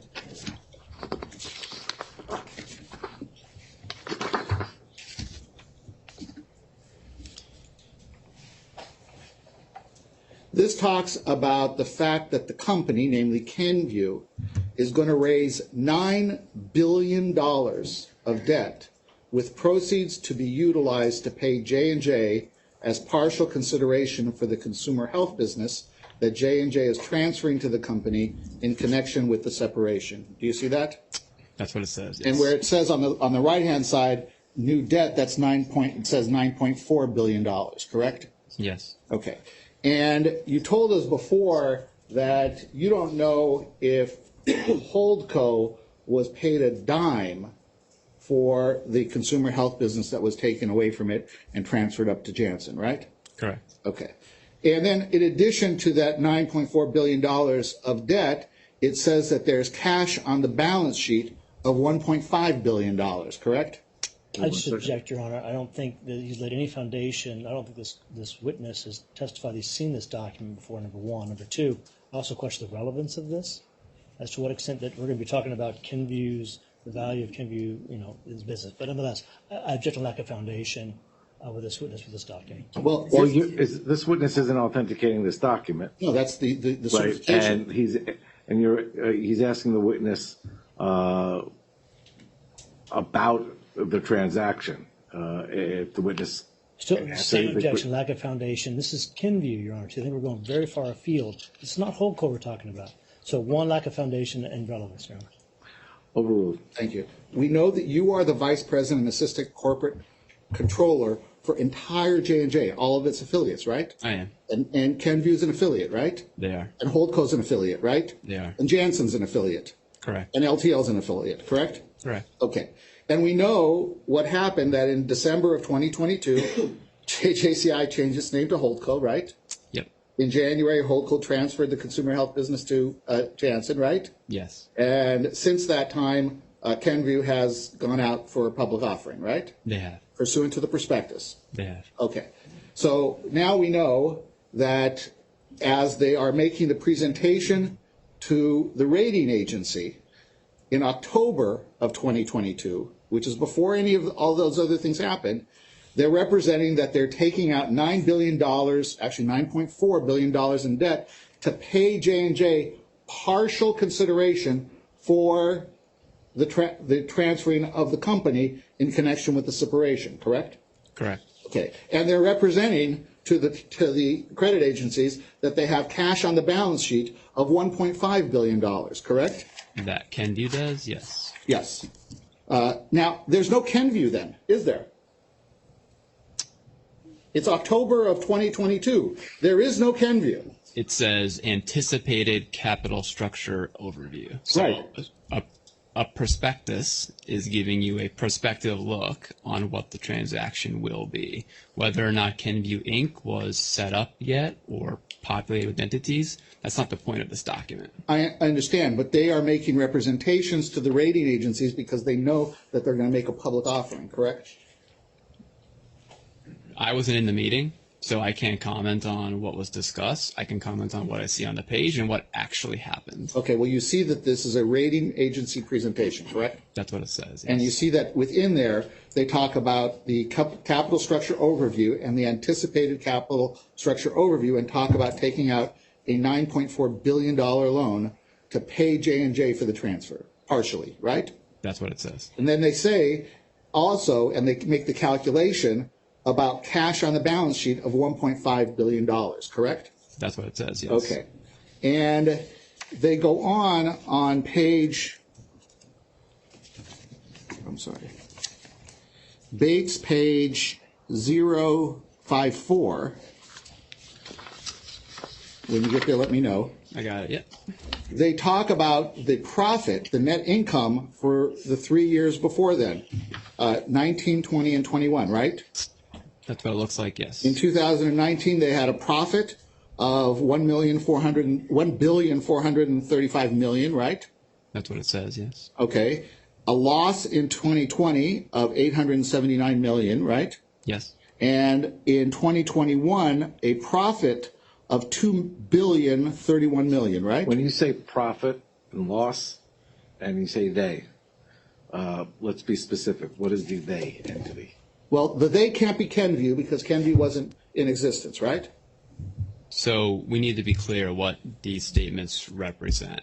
So in order to do an IPO out of J&J had to prepare what is called carve-out financial statements, which is basically saying if consumer business was a standalone publicly traded company, what would its financial statements look like? That process is a hypothetical carve-out analysis of what a standalone company would look like. There are SEC rules governing how that is done.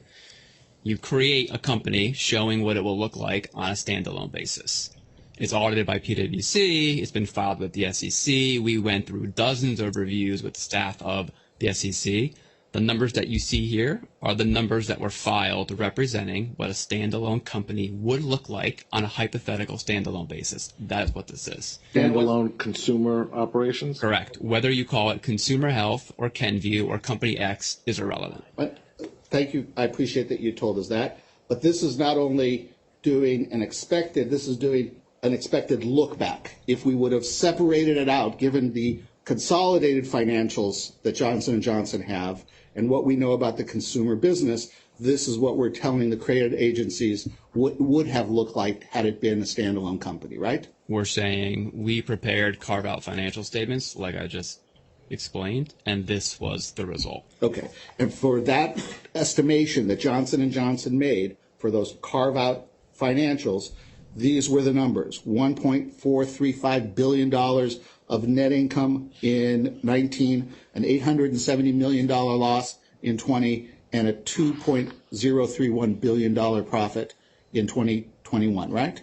That is the carve-out net income of the global consumer health business. And that would be a total of, if we took all three together, that would be a total profit of $2.5 billion over 3 years, correct? I'll trust your math, but yes. Okay. And if you take a look a couple pages earlier at page 040. Yep. Where they talk about the compelling financial profile. You see that? Yeah, I see. They are estimating an expectation, but they're expecting, and this is for Kenvue, $2 to $3 billion of annual free cash flow per year between 2023 and 2026, correct? That's what it says, yes. Okay. And if you take a look at just a couple more questions. Sure. If you take a look, yes. If you take a look at page, Bates page 332 at the bottom.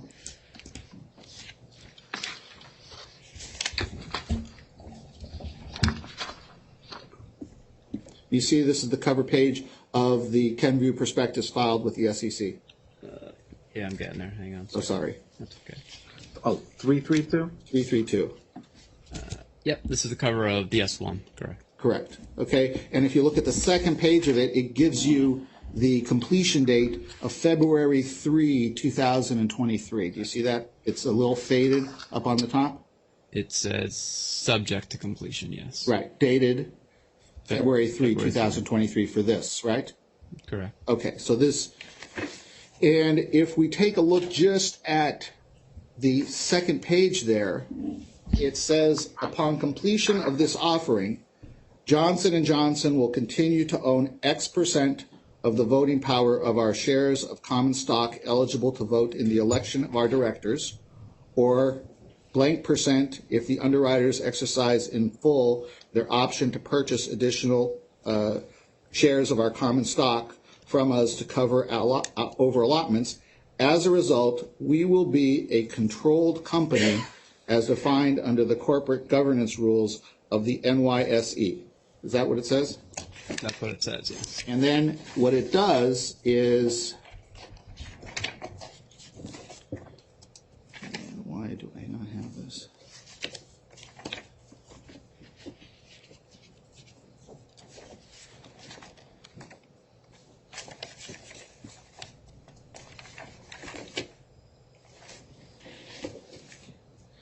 It says, as long as Johnson & Johnson beneficially owns a majority of the voting power of our outstanding shares of stock, Johnson & Johnson will generally be able to control the outcome of matters submitted to our shareholders for approval, including the election of directors, without the approval of our other shareholders, right?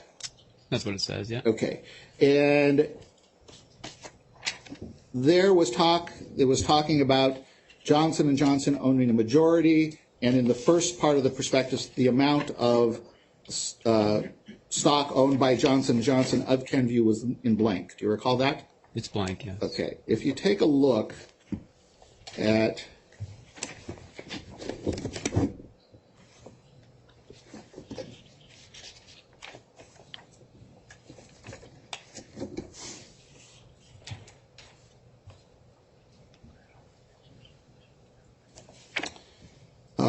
tab 10.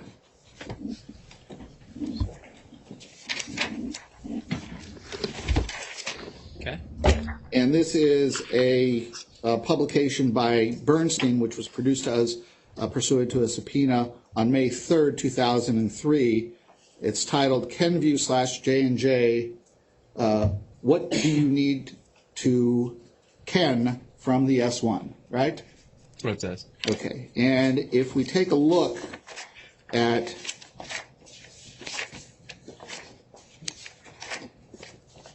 here it is.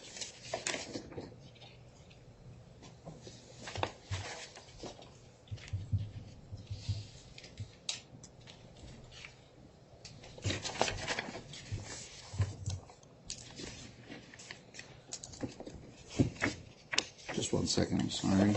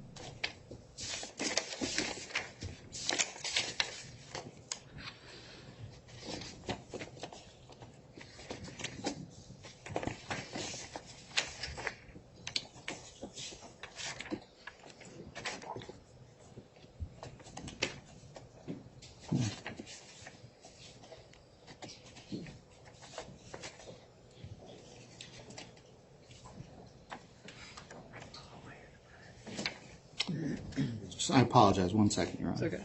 Thank you. It would be a hell of a question. It's really just the thing of confirming, Mr. Listman, can you confirm that J&J owns around 90% of the ownership of Kenview stock? I can confirm that after the IPO, which completed in May of 2023, last month, the J&J still owns approximately 90%, yes. Oh, I actually found it. I just didn't highlight it. First page of the document, last 2 paragraphs before the italics. Do you see that?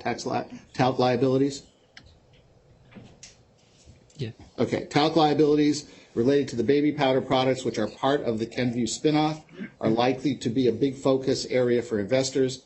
J&J has undertaken to indemnify Kenview from any U.S. Canadian talc liabilities. However, any international liabilities will fall upon Kenview. Johnson & Johnson, or J&J, maintains around 90% ownership stake in Kenview, but intends to distribute this stake to its shareholders over time following a 6-month lockup. Right? That's what it says. And so what happened here is what was intended to happen is that Kenview was to take out a loan of around $9 billion as partial to consideration to J&J for the separation. And in addition to that, J&J owned about 90% of the stock of Kenview, which they were going to distribute to their shareholders. Do I have that right? I would say it a little bit differently. I would say that in any business on a standalone basis, to properly capitalize a company with an appropriate equity and debt structure, companies take out debt. So J&J, we don't push down parent level debt to the opcos. So the consumer business, to be a representative standalone publicly traded company, would need to have debt as part of its capital structure. The bond offering, which you referred to, was that transaction. Consumer taking out debt on its own accord. That was one step. And that was given over to J&J as partial consideration for the transfer, right? A component of the cash received from the Kenview bond offering was paid up to J&J, yes. And now, separate and apart from that, J&J owns around 90% of the stock, which they've expressed an intention to distribute to their shareholders over time, right? Yes, in May, we sold approximately 10% of our ownership stake in Kenview in the IPO, and the remaining balance, which we still own as of today, is 90%. We publicly disclosed that we intend to execute the rest of the deal by the end of the year. And that money, according to this, is going to go to J&J shareholders over time, right? That's not what it says. Intends to distribute this stake to its shareholders over time, right? It doesn't say anything about money, though. Oh, so they could get stock to their shareholders, right? There are different And stock. forms. We can get into the different forms of how this transaction can take. There will be multiple of the ways of which we can execute the final stage of the deal, which we're evaluating all of them. And nothing that you know in the deal gives any of that money or stock to either Holdco or LTL, correct? I haven't evaluated that. Nothing that you know gives any of that to Holdco or LTL, correct? I haven't evaluated it. Thank you. No further questions.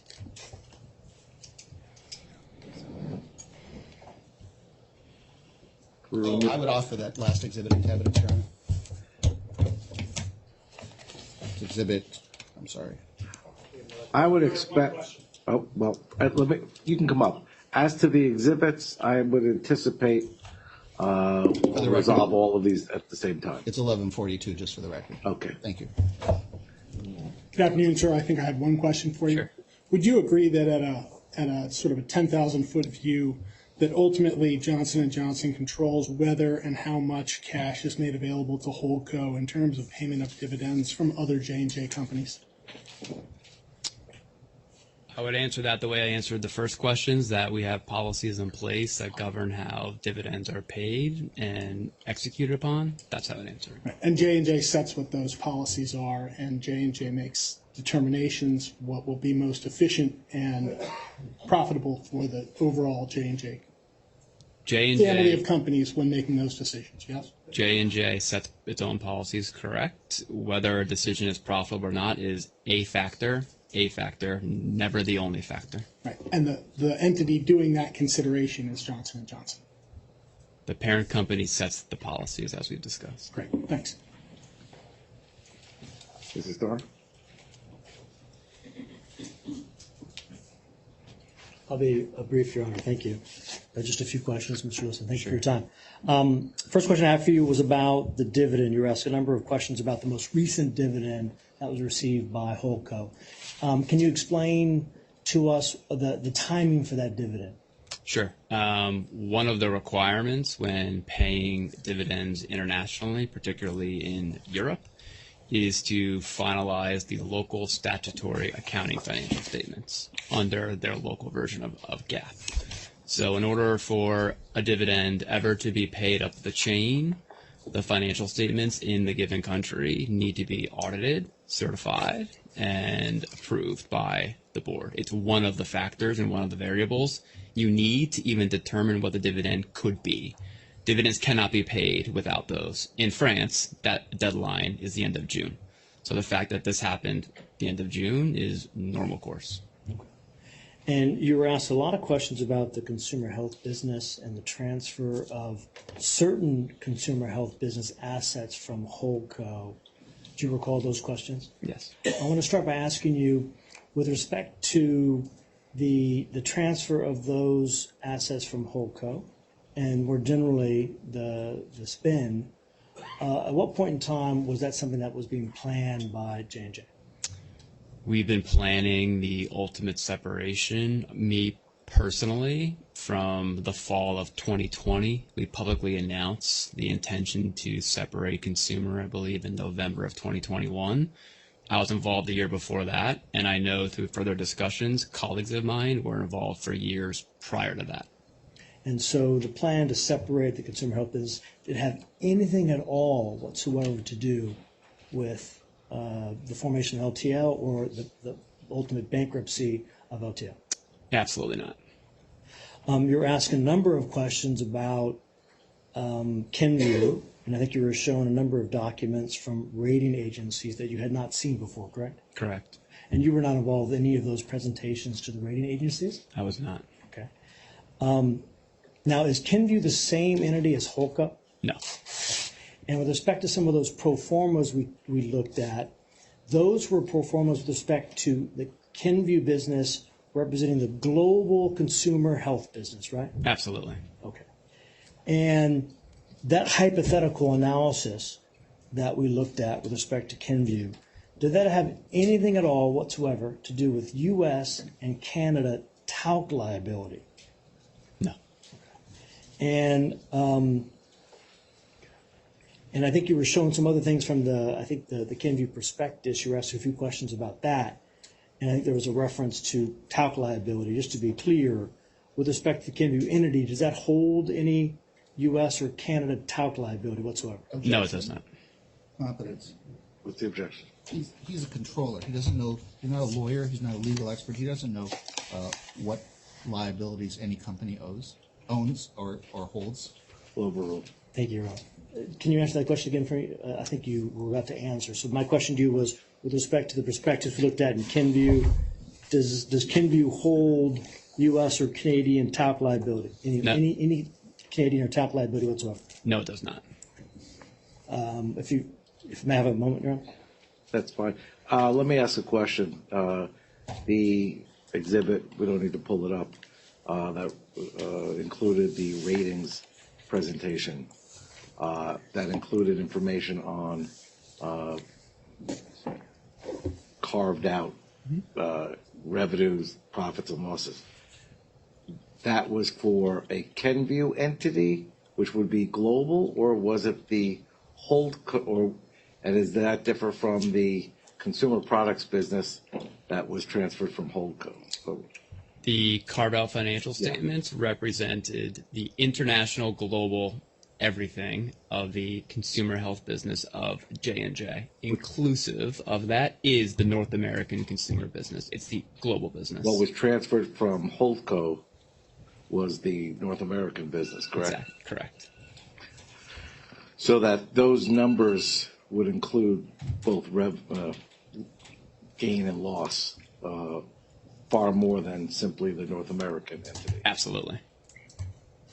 And then last question, with respect to Kenvue, have they ever manufactured talc in Canada or North America? Objection. Foundation. He's not in manufacturing. He's a controller. Sustained. You can answer. No. No, I sustained the objection. Oh, sorry. I'll be clearer next time. Then may I be heard? Yes. Your Honor, he was asked questions about Kenvue. Well, I'm certainly happy to ask him Foundation. Mr. Listman, do you know whether or not Kenvue has ever manufactured talc with respect to U.S. or Canadian talc? I don't know. Objection. If it's based on hearsay, Well, we can get into that. Let's do you know? I don't know. Then we've ended it. Thank you. Just a couple of questions, Your Honor, if I may. Yes. No, I'm sorry. Mr. Thompson, go ahead. I apologize, Your Honor. Sir, as the vice president controller for the entire J&J entity, one of them, correct? Assistant controller. Okay, thank you. Support. I tried to give you a promotion, but No. it's all right. Johnson & Johnson pays a quarterly dividend of approximately $1.19 per share, correct? Sounds right. Companies. Your Honor, I should object. Scope. I know we've been a little bit lax about this, but I was very discreet in terms of what I asked. I'm laying a foundation, Your Honor, to get back to where he was going. That's all. I wasn't going anywhere. I went to Oh, well, two very small true that. places. Continue, Mr. Tom. Sir, nothing that's going to happen in the LTL case is going to prevent Johnson & Johnson from paying over $12 billion in dividends this year, correct? I could never say that. Okay, so you're saying that a dismissal in this case or non-dismissal would impact whether the company's going to issue dividends this year? Objection. I think Sustained. Thank you. Okay, that's all.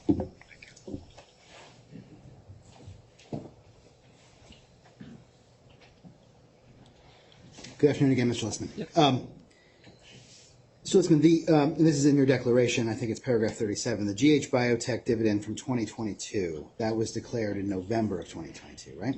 I believe so, yeah. Okay. And the most recent dividend was declared in June of 2022, correct? I believe so. Okay. And you don't know anything about the planning of the timeline for the June 2022 dividend with respect to the lead up to that dividend or how it was determined that it would be made in June of 2022, other than the fact that of the French calendar issue that you discussed, correct? There's something else that you're aware of. I think I mentioned I reviewed a slide deck at some point that talked about the dividend being contemplated. That was in January of 2023. And I know that it was executed and paid like we talked about in June. You recall in response to Mr. Starner's question about whether this, I think in response to Mr. Starner's question about the timing of the 2023 dividend, you gave as part of your answer that this was in the normal course, from using that phrase? Yeah, it was in connection with filing the APSIS statutory financial statements, yes. Right. But when you said in response to that question that it was within the normal course, you meant that just limited to the fact that the June 30th deadline is coming up under the French regulatory rules, and they took this action given that. You were not speaking with respect to how far in advance there was planning on this, other than the slide deck that you referenced, correct? No, I was referring to, I know that finalizing the statutory accounts is required in June, and that's part of the dividend, and it happened at the same time, and that's normal course to me.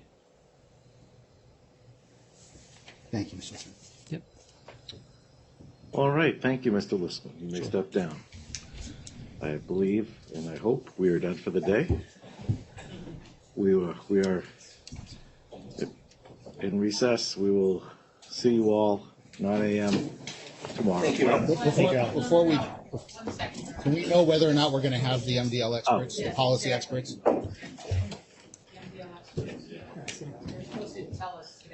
I assume we're having them. From our perspective, Your Honor, we're on schedule, and so we would expect to have them. So for tomorrow. No, I understand, but basically we got all the way through all our fact witnesses. We endured this today so that they could do it tomorrow. We appreciate the sacrifice. All right. So as planned. Thank you.